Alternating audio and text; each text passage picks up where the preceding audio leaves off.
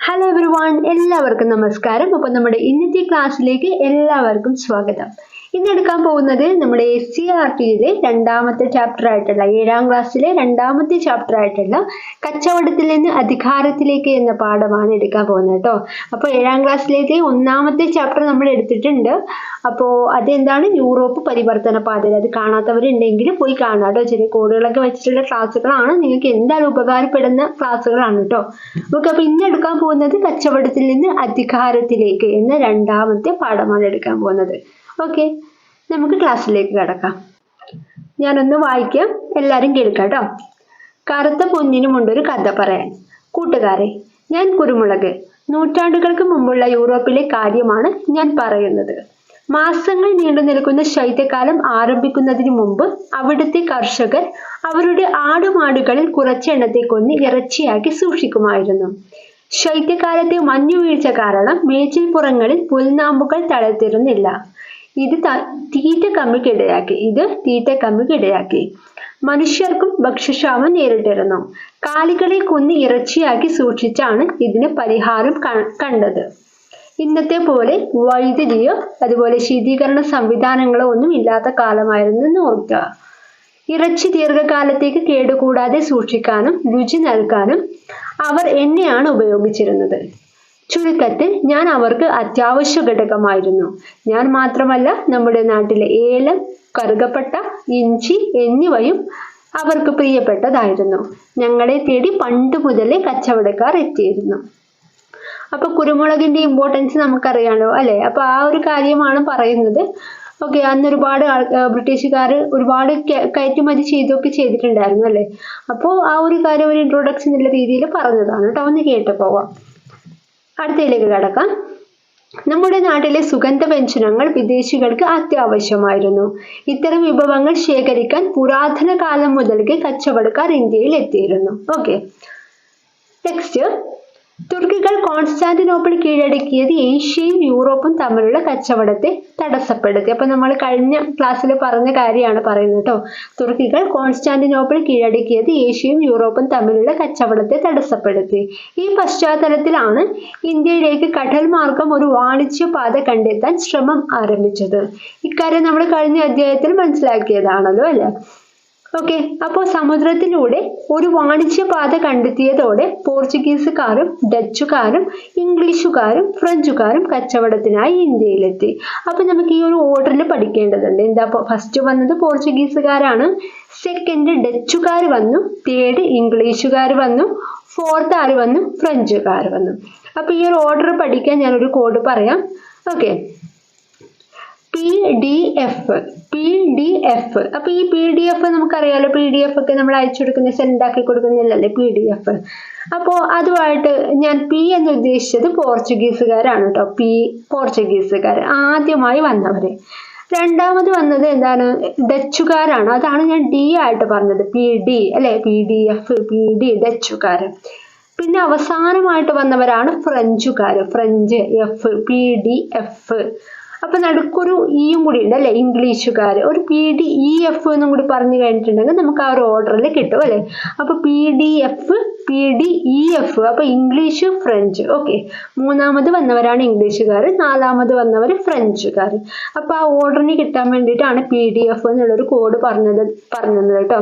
PDF, PDEF. പോർച്ചുഗീസുകാർ, ഡച്ചുകാർ, English, French. Okay, next. ആദ്യമായിട്ട് പറയുന്നത് പോർച്ചുഗീസുകാരെ കുറിച്ചാണ്. അവരാണ് ആദ്യമായിട്ട് നമ്മുടെ ഇന്ത്യയിലേക്ക് വന്നത് അല്ലെ. PDF, P ആദ്യമായിട്ട് പോർച്ചുഗീസുകാരാണ് വന്നത്. വായിക്കാം, ശ്രദ്ധിക്കാം. 1498 മെയ് മാസത്തിലെ ഒരു പ്രഭാതം കോഴിക്കോടിന് സമീപമുള്ള കാപ്പാട് തീരത്ത് 3 വലിയ പായ്ക്കപ്പലുകൾ നങ്കൂരമിട്ടു. വ്യത്യസ്തമായ വേഷവും അതുപോലെ ഭാഷയുമുള്ള കുറച്ചു പേരായിരുന്നു കപ്പലിൽ. പോർച്ചുഗലിൽ നിന്ന് കച്ചവടത്തിനായി എത്തിയ വാസ്കോഡ ഗാമയും സംഘവുമായിരുന്നു അത്. ഓക്കെ, അപ്പൊ എന്താണ് പറഞ്ഞത്, 1498 ആദ്യമായിട്ട് പോർച്ചുഗീസുകാരനായിട്ടുള്ള വാസ്കോഡ ഗാമ കാപ്പാട് കടൽത്തീരത്ത്, കോഴിക്കോട് കാപ്പാട് കടൽത്തീരത്ത് കപ്പൽ ഇറങ്ങിയത്. അപ്പൊ കാപ്പിയ എന്നൊക്കെ അവരുടെ ഭാഷയിൽ പറയുന്നത് അല്ലെ. കാപ്പിയ എന്നൊക്കെ പോർച്ചുഗീസ് ഭാഷയിൽ പറയുന്നത് നമ്മുടെ കാപ്പാടിനാണ് കേട്ടോ. കാപ്പാട്. ഓക്കെ, എന്താണ് ഇവിടെ പറഞ്ഞത്? 1498 മെയ്യിലാണ് വന്നത്. അപ്പൊ ആ വർഷം ഇമ്പോർട്ടന്റ് ആണ്. അപ്പോ ഈ വാസ്കോഡ ഗാമ വന്നത് എന്നല്ലേ പറയുന്നത്? അപ്പൊ വന്നിട്ട് 8ന്റെ പണി കിട്ടി എന്നൊക്കെ ഒന്ന് ആലോചിക്കുക. അങ്ങനെയാണെങ്കിൽ നമുക്ക് 8ന്റെ പണി 1498 കണക്ട് ചെയ്യാൻ പറ്റും. അപ്പൊ ഈ വാസ്കോഡ ഗാമ വരുമ്പോ എന്താണ്? മെയ്യും എടുത്തിട്ടാണ് വരുന്നത്. അദ്ദേഹത്തിന്റെ ശരീരവും എടുത്തിട്ട് ദേഹം മെയ്യുമായിട്ടാണ് വരുന്നത് എന്ന് ആലോചിച്ച് കഴിഞ്ഞാൽ നമുക്ക് മെയ്യുമായിട്ട് കണക്ട് ചെയ്യാൻ പറ്റും. 1498 മെയ് അല്ലെ? മെയ്യ്, ദേഹം അല്ലെ, ശരീരം, ആ ഒരു രീതിയിലാണ് ഞാൻ എടുത്തത് കേട്ടോ. 1498 മെയ് മാസത്തിലാണ് വാസ്കോഡ ഗാമ വന്നിട്ടുള്ളത്. 3 കപ്പലുകളിലായിട്ടാണ് വന്നതെന്ന് പറഞ്ഞു. 3 കപ്പലുകളിലായിട്ടാണ് അദ്ദേഹം വന്നിട്ടുള്ളത് കേട്ടോ. ഓക്കെ, നെക്സ്റ്റ് നോക്കാം. അക്കാലത്ത് കോഴിക്കോട് ഭരിച്ചിരുന്ന സാമൂതിരി രാജാവ് വാസ്കോഡ ഗാമയ്ക്ക് കച്ചവട സൗകര്യങ്ങൾ നൽകിയിരുന്നില്ല. അതിനാൽ അദ്ദേഹം നേരെ എവിടെ എത്തി? കണ്ണൂരിലെത്തി. അവിടെ നിന്ന് ആവശ്യമായ വിഭവങ്ങളൊക്കെ ശേഖരിച്ചിട്ട് അദ്ദേഹം പോർച്ചുഗീസിലേക്ക് തന്നെ തിരിച്ചുപോയി. അപ്പൊ ഈ കോഴിക്കോട് ആദ്യം അദ്ദേഹം വാസ്കോഡ ഗാമ കപ്പലിറങ്ങിയത് കോഴിക്കോടാണ് അല്ലെ? അപ്പൊ അതിനുശേഷം അദ്ദേഹം എന്ത് ചെയ്തു? അവിടുത്തെ ആ സമയത്ത് ഉണ്ടായിരുന്ന സാമൂതിരി രാജാവിനെ കണ്ടിട്ട് കാര്യം പറഞ്ഞപ്പോൾ കച്ചവട സൗകര്യങ്ങളൊന്നും കൊടുത്തിരുന്നില്ല അദ്ദേഹം. അപ്പൊ ഈ പോർച്ചുഗീസുകാരനായിട്ടുള്ള വാസ്കോഡ ഗാമ നേരെ എവിടത്തേക്ക് പോയി?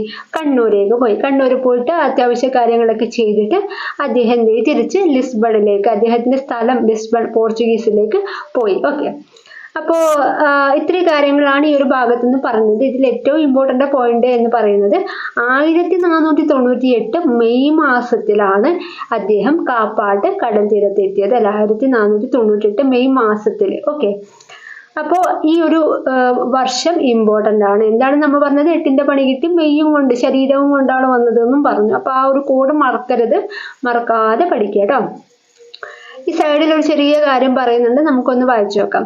വാസ്കോഡ ഗാമയുടെ യാത്രയ്ക്ക് ചെലവായ തുകയുടെ 60 ഇരട്ടിയോളം ലാഭമാണ് ഇന്ത്യയിൽ നിന്ന് ഇവിടെ നിന്ന് കൊണ്ടുപോയ വിഭവങ്ങൾ വിറ്റഴിക്കുക വഴി ലഭിച്ചത്. അത്രയും ലാഭമാണ് ലഭിച്ചതെന്ന് പറയുന്നത് കേട്ടോ. ഓക്കെ, നെക്സ്റ്റ് നമുക്ക് വായിക്കാം. വാസ്കോഡ ഗാമയെ തുടർന്ന് അൽമേഡ, അബൂക്കർക്ക് തുടങ്ങിയ പോർച്ചുഗീസുകാർ വാണിജ്യത്തിനായി ഇവിടെ എത്തി. ഗോവ, ദമാദിയു എന്നിവരായിരുന്നു ഇവരുടെ പ്രധാന വാണിജ്യ കേന്ദ്രങ്ങൾ. ഓക്കെ, തൃശൂർ ജില്ലയിലെ കോട്ടപ്പുറം കോട്ടയും കണ്ണൂരിലെ സെന്റ് ആഞ്ചലോ കോട്ടയും നിർമ്മിച്ചത് ആരാണ്? പോർച്ചുഗീസുകാരാണ്. ഇവരെ പറങ്കികൾ എന്നാണ് വിളിക്കുന്നത്. നമ്മുടെ നാട്ടിൽ കാണുന്ന പൈനാപ്പിൾ, പേരക്ക, പപ്പായ, വറ്റൽമുളക്, കശുവണ്ടി, പുകയില തുടങ്ങിയ കാർഷിക വിളകൾ ഇവിടെ കൊണ്ടുവന്നത് ആരാണ്? പോർച്ചുഗീസുകാരാണ്. അച്ചടി യന്ത്രം പ്രചരിപ്പിച്ചതും ചവിട്ടുനാടകം എന്ന കലാരൂപം വികസിപ്പിച്ചതും ആരാണ്? പോർച്ചുഗീസുകാരാണ്. ഓക്കെ, അപ്പോ എന്താണ്, ഞാൻ പോയിന്റ് മാത്രം പറയാൻ ശ്രദ്ധിക്കുക. നമ്മൾ പോർച്ചുഗീസുകാരെ കുറിച്ചാണല്ലേ പറഞ്ഞത്. അപ്പൊ അവർ കൊണ്ടുവന്ന കുറച്ച് കാര്യങ്ങളും ചെയ്ത കുറച്ച് കാര്യങ്ങളാണ് ഇന്ന് നമ്മൾ പറയാൻ പോകുന്നത്. ഈ വാസ്കോഡ ഗാമയെ തുടർന്ന് വന്നിട്ടുള്ള 2 ആൾക്കാരാണ് അൽമേഡ, അൽബൂക്കർക്ക്. അപ്പൊ ഇവരെ കുറിച്ചൊക്കെ നമുക്ക് ഡീറ്റെയിൽ ആയിട്ട് പോയിന്റുകൾ പഠിക്കാനുണ്ട്, നമുക്ക് പിന്നീട് പഠിക്കാം കേട്ടോ. ഇപ്പൊ നമുക്ക് ഇവിടെ ഉള്ളത് പഠിക്കാം, ഇവിടെ ഉള്ളത് മാത്രം പഠിക്കാം കേട്ടോ. അൽമേഡ, അബൂക്കർക്ക്, ഈ ഒരു പേരൊക്കെ ഒന്ന് നിങ്ങൾ ഓർത്ത് വെച്ചോട്ടോ. ഓക്കെ, തുടങ്ങിയ പോർച്ചുഗീസുകാരാണ് വന്നത്. അപ്പൊ പ്രധാനപ്പെട്ട വാണിജ്യ കേന്ദ്രങ്ങൾ എന്ന് പറയുന്നത് ഗോവ, ദമാദിയു. പ്രധാനപ്പെട്ട വാണിജ്യ കേന്ദ്രങ്ങളാണ് ഗോവയും ദമാദിയുവും. ഗോവ, ദമാദിയു ആരുടേതാണ് പറയുന്നത്? പോർച്ചുഗീസുകാരുടേതാണ് കേട്ടോ. പോർച്ചുഗീസുകാരുടെ പ്രധാനപ്പെട്ട വാണിജ്യ കേന്ദ്രങ്ങളാണ് ഗോവയും ദമാദിയുവും. നെക്സ്റ്റ് എന്താണ്? 2 കോട്ടകൾ നിർമ്മിച്ചിട്ടുണ്ട്. എന്തൊക്കെയാണ്? കോട്ടപ്പുറം കോട്ട, സെന്റ് ആഞ്ചലോ കോട്ട. ഈ കോട്ടപ്പുറം കോട്ട സ്ഥിതി ചെയ്യുന്നത് തൃശ്ശൂരാണ്. തൃശ്ശൂർ ജില്ലയിലാണ് സ്ഥിതി ചെയ്യുന്നത്. അതുപോലെ കണ്ണൂരിലെ സെന്റ് ആഞ്ചലോ കോട്ട. അപ്പൊ സെന്റ് ആഞ്ചലോ കോട്ട സ്ഥിതി ചെയ്യുന്നത് എവിടെയാണ്? കണ്ണൂരിലാണ്. അപ്പൊ ഈ 2 കോട്ടകളും പണിതത് ആരാണ്? പോർച്ചുഗീസുകാരാണ്. അത് നിങ്ങൾ ഓർക്കണം. അപ്പൊ ഈ പോർച്ചുഗീസുകാർ, അത് ഓർക്കാൻ വേണ്ടി ഞാൻ ചെറിയൊരു കോഡ് പറഞ്ഞുതരാം, ശ്രദ്ധിക്കുക. പോർച്ചുഗീസുകാർ നിലയിൽ ഞാൻ എടുത്തിട്ടുള്ളത് പോർക്ക് ആയിട്ടാണ് കേട്ടോ എടുത്തിട്ടുള്ളത്. പോർക്ക്. അപ്പൊ ഈ പോർക്ക് നമ്മൾ കൊട്ടയിലാണ് കൊണ്ടുവരിക എന്ന് ആലോചിക്കുക. കൊട്ട, കവർ, കൊട്ട. അപ്പൊ കോട്ടപ്പുറം കോട്ടയായിട്ട് കണക്ട് ചെയ്യാൻ പറ്റും. പിന്നെ 5 പോർക്കാണുള്ളത് എന്ന് ആലോചിച്ചാൽ മതി. 5 പോർക്കാണ് നമ്മൾ കൊട്ടയിലിട്ട് കൊണ്ടുവന്നത് എന്ന് ആലോചിച്ചാൽ മുഴുവനും കിട്ടുന്നതേ ഉള്ളൂ. അപ്പൊ 5 പോർക്ക് എന്ന് പറയുന്നത് ആഞ്ചലോ കോട്ട. 5 പോർക്ക് ആഞ്ചലോ കോട്ട. അതുപോലെ എന്താണ് പറഞ്ഞത്? കൊട്ടയിലാണ്, കവറിലാണ്, കൊട്ടയിലാണ് കൊണ്ടുവരുന്നത് എന്ന് ആലോചിച്ച് കഴിഞ്ഞാൽ കോട്ടപ്പുറം കോട്ടയുമായിട്ട് നമുക്ക് കണക്ട് ചെയ്യാൻ പറ്റും കേട്ടോ. അപ്പൊ ഇത്ര സിമ്പിൾ ആയിട്ടുള്ള കാര്യമാണ്, നിങ്ങൾ സിമ്പിൾ ആയിട്ട് ആലോചിച്ച് കഴിഞ്ഞാൽ നിങ്ങൾക്ക് കിട്ടുന്നതേ ഉള്ളൂ കേട്ടോ. ഓക്കെ, നെക്സ്റ്റ് എന്താണ് പറയുന്നത്? പറങ്കികൾ എന്ന് വിളിക്കുന്നത് ആരെയാണ്? പറങ്കികൾ പോർച്ചുഗീസുകാരെയാണ്. അതെങ്ങനെ ആലോചിക്കാം? അത് അറിയാത്തവർക്ക് വേണ്ടിയിട്ടാണ്, അറിയുന്നവരാണെങ്കിൽ അത് വിട്ടുകളയാ, അറിയാത്തവരാണെങ്കിൽ ശ്രദ്ധിച്ചു കേൾക്കുക. പോർച്ചുഗീസുകാരാണ് അല്ലെ. അപ്പൊ പറങ്കികളുമായിട്ടാണ് നമുക്ക് കണക്ട് ചെയ്യേണ്ടത്. നമ്മൾ എന്താണ് പറഞ്ഞത്? പോർക്കാണ് പറഞ്ഞത് അല്ലെ. അപ്പൊ പോർക്ക് കറിയിൽ പറങ്കി ഇടാറുണ്ടെന്ന് ആലോചിച്ചാൽ മതി. പോർക്ക് കറിയിൽ എന്തിടാറുണ്ട്? പറങ്കി. പറങ്കികൾ എന്നറിയപ്പെടുന്നു, വിളിക്കുന്നു. ഓക്കെ, സിമ്പിൾ ആയിട്ട് പഠിക്കാൻ വരുന്നതേ ഉള്ളൂ. നെക്സ്റ്റ് എന്താണ്? നമ്മുടെ നാട്ടിൽ കാണുന്ന പൈനാപ്പിൾ, പേരക്ക, പപ്പായ, വറ്റൽമുളക്, കശുവണ്ടി, പുകയില, എല്ലാം ഏകദേശം എല്ലാം പാവാണ് വരുന്നത്. പോർച്ചുഗീസുകാർ പാവായിട്ടാണ് വരുന്നത്. പൈനാപ്പിള്, പേരക്ക, പപ്പായ, പുകയില, പിന്നെ വറ്റൽമുളകും കശുവണ്ടിയും അല്ലേ. അപ്പൊ ഈ വിളകളൊക്കെ കൊണ്ടുവന്നത് പോർച്ചുഗീസുകാരാണ്. ഓക്കെ, നെക്സ്റ്റ് അച്ചടി യന്ത്രം പ്രചരിപ്പിച്ചു. പിന്നെ മെയിൻ ഇമ്പോർട്ടന്റ് ആയിട്ടുള്ള ഒരു പോയിന്റ് ആണ് ചവിട്ട് നാടകം. പ്രീവിയസ് ഇയർ ക്വസ്റ്റ്യൻ ആണ്, ശ്രദ്ധിക്കുക. ചവിട്ട് നാടകം എന്ന കലാരൂപം വികസിപ്പിച്ചതാരാണ്? പോർച്ചുഗീസുകാരാണ്. ചവിട്ട് നാടകം അല്ലെ ഇന്ത്യയിൽ കൊണ്ടുവന്നത് പോർച്ചുഗീസുകാരാണ്. അതൊന്ന് നിങ്ങൾ ഓർത്ത് വെക്കുക കേട്ടോ. അപ്പൊ നമ്മൾ സിമ്പിൾ ആയിട്ടുള്ള കുറച്ച് കാര്യങ്ങളെ പറഞ്ഞിട്ടുള്ളൂ. 2 കോട്ടയുടെ കാര്യം പറഞ്ഞു. എന്താണ്? കോട്ടപ്പുറം കോട്ടയും കണ്ണൂരിലെ കണ്ണൂർ കോട്ടയും ആഞ്ചലോസ് കോട്ടയും, പറങ്കികൾ എന്ന് പറയുന്നു, വിളകളെ കാര്യം പറഞ്ഞിട്ടുണ്ട്. അതുപോലെ ചവിട്ട് നാടകം, അച്ചടി യന്ത്രം. അപ്പൊ ഇത്ര പോയിന്റ് ആണ് നമ്മൾ ഈ പോർച്ചുഗീസുകാരുമായിട്ട് ബന്ധപ്പെട്ട് പറഞ്ഞിട്ടുള്ളത് കേട്ടോ. ഓക്കെ, നെക്സ്റ്റിലേക്ക് പോവാം. ഇന്ത്യയിൽ കൂടുതൽ വാണിജ്യ കേന്ദ്രങ്ങൾ സ്ഥാപിക്കാൻ ആർക്ക് പറ്റിയിരുന്നില്ല? പോർച്ചുഗീസുകാർക്ക് പറ്റിയിരുന്നില്ല. അപ്പൊ അതിനുള്ള 2 കാരണങ്ങളാണ്. മറ്റ് യൂറോപ്യൻ ശക്തികളുമായി മത്സരിക്കാനുള്ള സാമ്പത്തികമായിട്ടുള്ള ശക്തി, അതുപോലെ സൈനിക ശക്തി ഒന്നും ഇവർക്ക് ഉണ്ടായിരുന്നില്ല, പോർച്ചുഗീസുകാർക്ക് ഉണ്ടായിരുന്നില്ല. ഓക്കെ, അതുപോലെ മറ്റൊരു പോയിന്റ് ആണ് പ്രാദേശികമായിട്ടുള്ള ചെറുത്തുനിൽപ്പുകളെ ഇവർക്ക് ഒരുപാട് നേരിടേണ്ടി വന്നിട്ടുണ്ട്. അപ്പൊ ഈ 2 കാരണങ്ങൾ കൊണ്ടാണ് പിന്നെ എന്താണ് പോർച്ചുഗീസുകാർക്ക് കൂടുതൽ വാണിജ്യ കേന്ദ്രങ്ങളൊന്നും സ്ഥാപിക്കാൻ പറ്റാതിരുന്നത്. അപ്പൊ ഒരു രീതിയിലായില്ലേ, തോറ്റുപോയൊരു രീതിയിലായി അല്ലേ.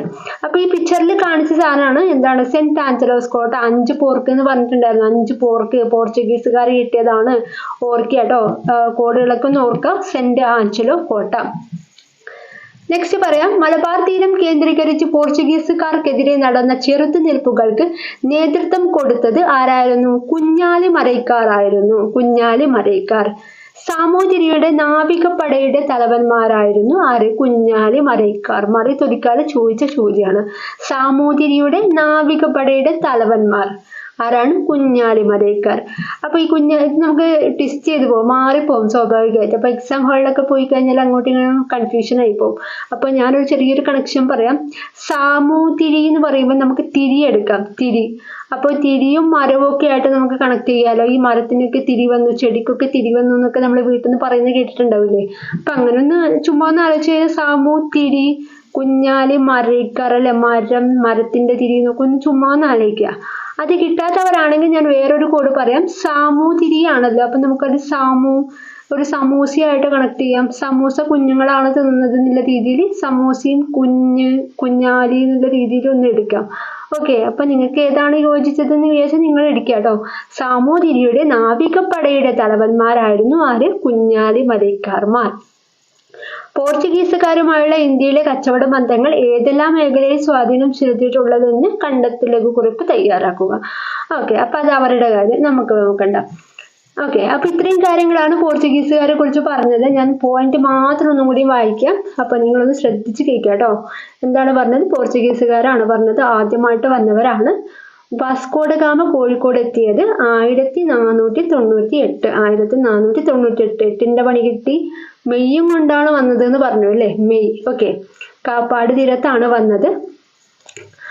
അദ്ദേഹം ആദ്യം കോഴിക്കോട് സാമൂതിരിയെ കണ്ടു. നെക്സ്റ്റ് എവിടെ പോയി? അവിടുന്ന് സമ്മതിച്ചില്ല. നെക്സ്റ്റ് കണ്ണൂർ പോയി. തിരിച്ച് സാധനങ്ങളൊക്കെ ആയിട്ട് പോർച്ചുഗീസിലേക്ക് പോയി. ഓക്കെ, അപ്പൊ വാസ്കോ ഡ ഗാമയ്ക്ക് ശേഷം വന്നതാണ് അൽമേഡയും അൽബുക്കർക്കും. വാണിജ്യ കേന്ദ്രങ്ങൾ ഗോവയും ദമാന്തിയും. എന്തൊക്കെയാണ് കോട്ടകൾ നിർമ്മിച്ചത്? കോട്ടപ്പുറം കോട്ട തൃശ്ശൂര്, സെന്റ് ആഞ്ചലോ കോട്ട കണ്ണൂർ അല്ലെ. കൊട്ടയിലാണ് പോർക്ക് കൊണ്ടുവരുന്നത്. 5 പോർക്കാണ് ഉള്ളത് എന്നൊക്കെ പറഞ്ഞിട്ടുണ്ട്. നെക്സ്റ്റ് എന്താണ് പറഞ്ഞത്? പറങ്കികൾ എന്നറിയപ്പെടുന്നത് പോർച്ചുഗീസുകാരാണ് അല്ലെ. പറങ്കിയൊക്കെ ഏതിലാ ഇടുക? പോർക്ക് കറിയിലാണ് ഇടുക എന്ന് ആലോചിച്ചാൽ മതി. നെക്സ്റ്റ് വിളകളുടെ കാര്യം പറഞ്ഞിട്ടുണ്ടായിരുന്നു. അത് കഴിഞ്ഞ് അച്ചടി യന്ത്രം പറഞ്ഞു. ചവിട്ട് നാടകം അല്ലെ, ചവിട്ട് നാടകം വികസിപ്പിച്ചു.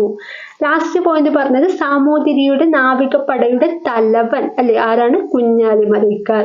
സാമൂതിരി മര അല്ലെ, മരത്തിന്റെ തിരി എന്നൊക്കെ നമ്മൾ പറഞ്ഞിട്ടുണ്ട്. അപ്പോൾ ഇത്രയും കാര്യങ്ങളായിട്ടുണ്ടെങ്കിൽ പോർച്ചുഗീസ് കംപ്ലീറ്റ് ആയി. നെക്സ്റ്റ് നമ്മൾ രണ്ടാമതായിട്ട് വന്ന വ്യക്തികളെയാണ് പരിചയപ്പെടാൻ പോകുന്നത്, ഡച്ചുകാർ. ഞാൻ ഒന്ന് വായിക്കാം, എല്ലാവരും ശ്രദ്ധിച്ച് കേൾക്കാം കേട്ടോ. കച്ചവടത്തിനായി യൂറോപ്പിൽ നിന്ന് ഇന്ത്യയിലെത്തിയ മറ്റൊരു വിഭാഗമായിരുന്നു ഡച്ചുകാർ. കൊച്ചി, കൊല്ലം എന്നിവയായിരുന്നു അവരുടെ പ്രധാന വാണിജ്യ കേന്ദ്രങ്ങൾ. നമ്മുടെ നാട്ടിലെ ഔഷധ സസ്യങ്ങളെ പറ്റി പരാമർശിക്കുന്ന ഹോർത്തൂസ് മലബാറിക്സ് എന്ന പുസ്തകം തയ്യാറാക്കാൻ മുൻകൈയെടുത്തത് ഡച്ചുകാരനായ വാൻ ടീഡ് ആണ്. ഡച്ചു ഗവർണറായിരുന്നു അദ്ദേഹം. മലയാളിയായ E.T. അച്യുതൻ വൈദ്യരുടെ സഹായത്തോടെയാണ് ഈ കൃതി തയ്യാറാക്കിയിരുന്നത് അല്ലേ. അപ്പൊ ഇതിൽ പ്രധാനപ്പെട്ട പോയിന്റ് എന്ന് പറയുന്നത് ഹോർത്തൂസ് മലബാറിക്സ് ആണ്.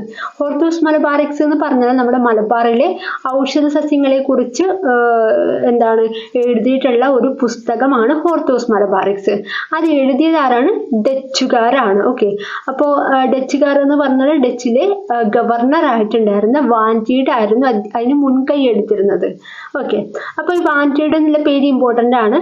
അതുപോലെ ഈ വാൻ ടീഡിനെ ആ സമയത്ത് സഹായിച്ച, കാരണം ഈ മലബാറിലെ സസ്യങ്ങളൊക്കെ ആവുമ്പോൾ ഇതിനെ കുറിച്ചൊക്കെ പറഞ്ഞൊക്കെ കൊടുക്കണ്ടേ, ഇത് ഇന്നതാണ് ഈ ഔഷധ സസ്യങ്ങൾ എന്നൊക്കെ പറയുമ്പോൾ അതിനെ കുറിച്ചുള്ള കാര്യങ്ങളൊക്കെ പറഞ്ഞു കൊടുക്കാനൊക്കെ സഹായിച്ച ഒരു വൈദ്യനുണ്ട്. അദ്ദേഹത്തിന്റെ പേരാണ് E.T. അച്യുത വൈദ്യൻ. ഓക്കെ, അപ്പൊ E.T. അച്യുത വൈദ്യൻ, വാൻ ടീഡ്, രണ്ട് പേര് ഇമ്പോർട്ടൻ്റ് ആണ്. ഓക്കെ, അപ്പൊ നമുക്കൊരു കണക്ഷൻ പറയാം, ശ്രദ്ധിച്ച് കേൾക്കുക കേട്ടോ. ഹോർത്തൂസ് മലബാറിക്സ് ആണ് അല്ലെ, ഹോർത്തൂസ് മലബാറിക്സ്. അപ്പൊ ഈ ഹോർ എന്നുള്ളത് ഞാൻ കാറ് എന്നായിട്ടാണ് എടുത്തത്. ഹോറ് കാറ്, ഹോറ് കാറ്. അപ്പൊ കാർ എന്ന് പറഞ്ഞ ഒരു വാൻ ആണല്ലോ, വാന്. അപ്പൊ വാൻഡീഡുമായിട്ട് കണക്ട് ചെയ്യാം. വാൻ ആണ് വാൻഡീഡ്. ഓക്കെ, അപ്പൊ എന്താണ് മുൻകൈ എടുത്ത ഡച്ചുകാരന്റെ പേരാണ് വാൻഡീഡ്. വാന്, ഹോറ്, ഹോർത്തൂസ് മലബാറിക്സ്, ഹോറ്, car, van. Okay, Van Rheede. Okay, അങ്ങനെയായിട്ട് കണക്ട് ചെയ്യാം. നെക്സ്റ്റ് എന്താണ് പറഞ്ഞത്? ഡച്ചു ഗവർണർ ആയിരുന്നു അദ്ദേഹം എന്ന് പറഞ്ഞിട്ടുണ്ടായിരുന്നു. അത് കഴിഞ്ഞ് E.T. അച്യുത വൈദ്യനാണ് അദ്ദേഹത്തെ സഹായിച്ചത്. E.T. അച്യുതൻ വൈദ്യർ. അപ്പൊ ഇത് കണക്ട് ചെയ്യാൻ വേണ്ടിയിട്ട് ഒരു മലയാളിയുടെ പേരാണെന്ന് ഓർക്കുക കേട്ടോ. മലയാളിയാണ് അദ്ദേഹം, E.T. അച്യുതൻ വൈദ്യർ. അപ്പോൾ ഹോർത്തൂസ് മലബാറിക്സ് ആണല്ലോ. ഈ ഹോർത്തൂസ് മലബാറിക്സ് എന്ന് പറഞ്ഞ ചെടികളെ കുറിച്ചാണ്, ഔഷധ സസ്യങ്ങളെ കുറിച്ചുള്ള പുസ്തകമാണ് അല്ലെ, ഔഷധ സസ്യങ്ങൾ. അപ്പൊ ഈ ഔഷധ സസ്യങ്ങളൊക്കെ നമ്മൾ ചട്ടിയിലാണ് നടുന്നത് എന്ന് ആലോചിക്കുക. ചട്ടിയിലാണ്, ചട്ടി. നമ്മുടെ മലയാളികളൊക്കെ ചട്ടിയിലാണ് നടുന്നതെന്ന് ആലോചിച്ചു കഴിഞ്ഞാൽ മലയാളിയായ E.T. അച്യുത വൈദ്യൻ നമുക്ക് ഓർത്തെടുക്കാൻ പറ്റും. ഓക്കെ, അപ്പോൾ 2 പോയിന്റ് ആണ് പറഞ്ഞത്. ഹോർത്തൂസ് മലബാറിക്സ് എന്താണ്, ആരാണ് ഇറക്കിയത്? ഡച്ചുകാരാണ്. ഡച്ചിൽ മുൻകൈ എടുത്തത് ആരാണ്? വാൻഡീഡ് ആണ്. വാൻഡീഡ്, വാൻഡീഡ്, വാന്, കാറ്. ഓക്കെ, അതിന്റെ മലയാളി, സഹായിച്ച മലയാളി ആരാണ്? E.T. അച്യുതൻ വൈദ്യർ. ഇട്ടി, ചട്ടി അല്ലെ, ചട്ടിയിലാണ് നടുന്നത്. ചട്ടി, E.T. അച്യുത വൈദ്യർ. ഓക്കെ, മനസ്സിലായല്ലോ. നെക്സ്റ്റ് പറയാം. ഓക്കെ, കച്ചവടം സംബന്ധിച്ച തർക്കങ്ങളുടെ ഫലമായി തിരുവിതാംകൂറിലെ രാജാവായ മാർത്താണ്ഡവർമ്മയുമായി ഡച്ചുകാർ യുദ്ധം നടത്തി അല്ലെ. 1741 കുളച്ചിലിൽ വച്ച് നടന്ന യുദ്ധത്തിൽ ഡച്ചുകാർ പരാജയപ്പെട്ടു. ഇതോടെ ഇന്ത്യയിൽ ഡച്ചുകാരുടെ അടിത്തറ നഷ്ടമായി. ഡച്ചുകാരെ ലന്തക്കാർ എന്നും വിളിക്കുന്നുണ്ട്. ഓക്കെ, അപ്പൊ ഈ ഒരു വർഷം കുളച്ചിൽ യുദ്ധമൊക്കെ ഭയങ്കര ഇമ്പോർട്ടൻ്റ് ആണ്, ക്വസ്റ്റ്യൻ ചോദിച്ചിട്ടുള്ളതാണ് കേട്ടോ. 1741 കുളച്ചിൽ യുദ്ധം നടന്ന വർഷം. അപ്പൊ ആദ്യം നമുക്ക് അത് കണക്ട് ചെയ്യാം. ഓക്കെ, ഞാൻ ഒന്ന് പോയിന്റ് മാത്രം പറയാം. 1741 കുളച്ചിൽ യുദ്ധം നടന്നത്. ആരൊക്കെ തമ്മിലാണ്? തിരുവിതാംകൂറിലെ മാർത്താണ്ഡവർമ്മയും ഡച്ചുകാരും തമ്മിലാണ്. എന്താണ് കാരണം? കച്ചവടവുമായി ബന്ധപ്പെട്ട തർക്കമാണ് കാരണം. ഓക്കെ, അപ്പൊ ഈ 3 പോയിന്റ് ആണ് നമുക്ക് ഓർത്തെടുക്കേണ്ടത്. കോഡ് പറയാം, ശ്രദ്ധിക്കുക. അപ്പൊ കുളച്ചൽ യുദ്ധം നടന്നത് എപ്പോഴാണ്? 1741. അപ്പൊ കുളച്ചൽ, കുളം, ഒറ്റ കുളയുള്ളൂ എന്ന് വിചാരിക്കുക. ഒരു കുളം അല്ലെ. അപ്പൊ ഒരു കുളം 1 1741 ഒന്നുമായിട്ട് കണക്ട് ചെയ്യാം. ഓക്കെ, അപ്പൊ 4 നെക്സ്റ്റ് കണക്ട് ചെയ്യാൻ പോകുന്നത്. ശ്രദ്ധിക്കുക, ഈ കുളത്തിന് 4 സൈഡാണ് ഉണ്ടാവുക അല്ലെ. ഒരു ചതുരം പോലെയാണല്ലോ കുളം ഉണ്ടാവുക. അപ്പൊ 4 സൈഡാണ് ഉണ്ടാവുക. അല്ലേ? അപ്പൊ 4 സൈഡ് എന്നുള്ള രീതിയിൽ നമുക്ക് 4 എടുക്കാം. 1741 എന്നുള്ള രീതിയിൽ എടുത്തു കഴിഞ്ഞാൽ കുളച്ചിൽ യുദ്ധത്തിന്റെ വർഷം നമുക്ക് സിമ്പിൾ ആയിട്ട് കിട്ടും. 1741 കുളച്ചിൽ യുദ്ധം നടന്നത്. ഓക്കെ, നെക്സ്റ്റ് എന്നാ പറയുന്നത്, ഇത് ആരൊക്കെ തമ്മിലാണ്? തിരുവിതാംകൂറിലെ മാർത്താണ്ഡവർമ്മയും അതുപോലെ ഡച്ചുകാരും. ഓക്കെ, അപ്പൊ മാർത്താണ്ഡവർമ്മ എന്ന് ഞാൻ ഉദ്ദേശിച്ചത് എന്ന് വിചാരിച്ചാല് ഈ നമ്മുടെ കുളച്ചൽ എന്ന് പറയുമ്പോൾ കുളാണല്ലോ എടുത്തത്. ഒരു കുളമാണ്, 4 ഭാഗം ഉണ്ട് എന്നൊക്കെ പറഞ്ഞു. അപ്പൊ ഈ കുളം എവിടെയാണ്? നമ്മൾ ഏകദേശം ഒരു കുണ്ട് പോലെയല്ലേ ഉണ്ടാവുക, കുഴി പോലെയല്ലേ ഉണ്ടാവുക, കുഴിയിലല്ലേ കുളം ഉണ്ടാവുന്നത്? ജസ്റ്റ് ഒന്ന് തിങ്ക് ചെയ്ത് നോക്കിയേ. അപ്പൊ ആ കുഴി എന്ന് പറയുമ്പോൾ താഴെയാണെന്ന് ആലോചിക്കുക, താഴെ. അപ്പൊ താഴെ എന്ന് പറയുമ്പോൾ നമുക്ക് കേരളത്തിന്റെ താഴെ ഭാഗത്താണ് തിരുവനന്തപുരം ഉള്ളത് അല്ലേ? നമ്മളൊരു ഇതൊക്കെ എടുത്ത് നോക്കിക്കഴിഞ്ഞാൽ, ചാർട്ടൊക്കെ എടുത്ത് നോക്കിക്കഴിഞ്ഞാൽ, മാപ്പൊക്കെ എടുത്ത് നോക്കിക്കഴിഞ്ഞാൽ താഴെയാണ് തിരുവനന്തപുരം ഉള്ളത് അല്ലേ? അപ്പൊ താഴെയാണ് കുഴി, താഴെ എന്നൊക്കെ ഒന്ന് ഓർത്ത് കഴിഞ്ഞാൽ നമുക്ക് തിരുവനന്തപുരം മാർത്താണ്ഡവർമ്മയായിട്ട് കിട്ടും. ഓക്കെ, അപ്പൊ അങ്ങനെ ആകുമ്പോൾ നമുക്ക് ആ മാർത്താണ്ഡവർമ്മയാണ് ഒരു ഭാഗത്തുള്ളത്, മറ്റേ ഭാഗത്താരാണ്? ഡച്ചുകാരാണ്. ഈ ഡച്ചുകാരുമായിട്ട് ഞാൻ കണക്ട് ചെയ്തത് എങ്ങനെയാണെന്ന് ചോദിച്ചാൽ, ഈ കുളമാണല്ലോ, ഈ കുളത്തിൽ നമ്മൾ തണുപ്പുണ്ടോ, വെള്ളത്തിന് തണുപ്പുണ്ടോ എന്ന് നോക്കാൻ വേണ്ടി നമ്മൾ ടച്ച് ചെയ്ത് നോക്കും അല്ലെ? തൊട്ട് നോക്കും, ടച്ച് ചെയ്ത് നോക്കും, ടച്ച് ഡച്ച് അങ്ങനെയായിട്ടൊന്ന് കണക്ട് ചെയ്ത് കഴിഞ്ഞാൽ കുളന്ന് കേൾക്കുമ്പോൾ നമുക്ക് എന്ത് വരും? ഡച്ച്, ടച്ച്, ഡച്ച് ഒരു ഭാഗത്തുണ്ട് എന്ന് മനസ്സിലാവും, മറ്റേ ഭാഗത്ത് കുളം, കുഴിയിലാണ് അല്ലെ? അപ്പൊ താഴത്തെ ഭാഗത്ത് ആരുണ്ടാവും? മാർത്താണ്ഡവർമ്മ. തിരുവിതാംകൂറിലെ സംഭവമാണ് മാർത്താണ്ഡവർമ്മ എന്നുള്ള രീതിയിൽ നമുക്ക് കിട്ടും. ഓക്കെ, അപ്പൊ ഇത്ര സിമ്പിൾ ആയിട്ടുള്ള കാര്യമാണ്. കാര്യങ്ങൾ ഇപ്പൊ ഞാൻ പറഞ്ഞ കാര്യങ്ങൾ മൊത്തം നിങ്ങൾ ഓർത്ത് വയ്ക്കുക. എല്ലാ കാര്യങ്ങളും ചോദിച്ചിട്ടുണ്ട്. മാർത്താണ്ഡവർമ്മയുടെ കൂടെ ആരാണെന്ന് ചോദിച്ചിട്ടുണ്ട്. അപ്പൊ ഡച്ചുകാർ മറക്കരുത്. ഡച്ച് ഇല്ലെങ്കിൽ നമുക്ക് ഓപ്ഷൻസ് പോർച്ചുഗീസുകാർ എന്നൊക്കെ തരുമ്പോൾ നമുക്ക് കൺഫ്യൂഷൻ ആവും, എവിടെയാണ്? പോർച്ചുഗീസുകാരാണോ അല്ലേ? അപ്പൊ എല്ലാം പഠിക്കുന്ന സമയത്ത് കൺഫ്യൂഷൻ ആവാൻ സാധ്യതയുണ്ട്. അതുകൊണ്ട് ഡച്ച്, ടച്ച്, കുളമൊക്കെ നമ്മൾ ടച്ച് ചെയ്യുന്ന ആലോചിക്കുക. കുളമൊക്കെ കുഴിയിലാണ്, അപ്പം ഏറ്റവും താഴെയുള്ള ജില്ലയിലാണ്, തിരുവിതാംകൂറിലാണ് മാർത്താണ്ഡവർമ്മയാണ് എന്നൊക്കെ ഒന്ന് ചിന്തിക്കുക. ഒരു കുളമാണുള്ളത്, 4 വശമുണ്ട്. 1741 കുളച്ചിൽ യുദ്ധം ആരൊക്കെ തമ്മിൽ? ഡച്ചുകാരും മാർത്താണ്ഡവർമ്മയും. ഇത്ര സിമ്പിൾ ആയിട്ട് ഓർക്കുക കേട്ടോ. പിന്നെ എന്താണ് പറഞ്ഞത്? ഡച്ചുകാരെ ലന്തക്കാർ എന്ന് വിളിക്കാറുണ്ട് അല്ലെ? ലന്തക്കാർ, ലന്ത, കൊന്ത, കൊന്തയൊക്കെ നമുക്ക് ടച്ച് ചെയ്യാൻ ആഗ്രഹമുണ്ടെന്ന് ആലോചിക്കുക. ടച്ച്, കൊന്ത, ടച്ച് ചെയ്യാൻ ഡച്ചുകാരെ ലന്തക്കാർ എന്ന് വിളിക്കുന്നു. സിമ്പിൾ ആയിട്ട് ആലോചിക്കാൻ പറ്റും. അപ്പൊ ഇത്ര കാര്യങ്ങളാണ് ഈ ഒരു ഭാഗത്ത് പറയാനുള്ളത്. നെക്സ്റ്റ് എന്താണ്? ഹോർത്തൂസ് മലബാറക്സിനെ പറ്റി മനസ്സിലാക്കിയല്ലോ. നിങ്ങളുടെ പ്രദേശത്ത് ഔഷധ സസ്യങ്ങളെ പറ്റിയുള്ള നാട്ടറിവുകൾ ശേഖരിച്ച് പതിപ്പ് തയ്യാറാക്കുക. ഓക്കെ, അപ്പൊ ഇത്രയും കാര്യങ്ങൾ മാത്രമാണ് ആരെ കുറിച്ച് പറയാനുള്ളത്? നമ്മുടെ ഡച്ചുകാരെ കുറിച്ച് പറയാനുള്ളത്. ഞാൻ ഒന്നുകൂടി പറയാം. രണ്ടാമത് ഇന്ത്യയിൽ എത്തിയവരാണ്. വാണിജ്യ കേന്ദ്രങ്ങൾ എവിടെയാണ് പറഞ്ഞത്? കൊച്ചിയും കൊല്ലവും. കൊച്ചിയും കൊല്ലവും. ഹോർത്തൂസ് മലബാറക്സിനെ കുറിച്ച് പറഞ്ഞു. വാൻഡീഡ് അല്ലെ? വാന്, കാറ്, വാൻഡീഡ് ഡച്ച് ഗവർണറാണ്. E.T. അച്യുതൻ വൈദ്യർ മലയാളിയാണ്. E.T. ചട്ടി. ഓക്കെ, നെക്സ്റ്റ് കുളച്ചിൽ യുദ്ധം ഭയങ്കര ഇമ്പോർട്ടന്റ് ആണ്. 1741 ഒരു കുളമാണ്, 4 ഭാഗമാണ്. 1741 മാർത്താണ്ഡവർമ്മ അല്ലെ? കുഴി തിരുവനന്തപുരത്താണ്, മാർത്താണ്ഡവർമ്മയിലാണ്. തിരുവിതാംകൂർ മാർത്താണ്ഡവർമ്മ. പിന്നെ ആരാണ്? ഡച്ചുകാരും അല്ലെ? ഡച്ച്, ടച്ച്, കുളം ടച്ച് ചെയ്യും, ഡച്ച്. അല്ല, ആരാണ് ജയിച്ചത്? മാർത്താണ്ഡവർമ്മയാണ് കേട്ടോ ജയിച്ചത്. ഡച്ചുകാർ തോറ്റുപോയി അതില്.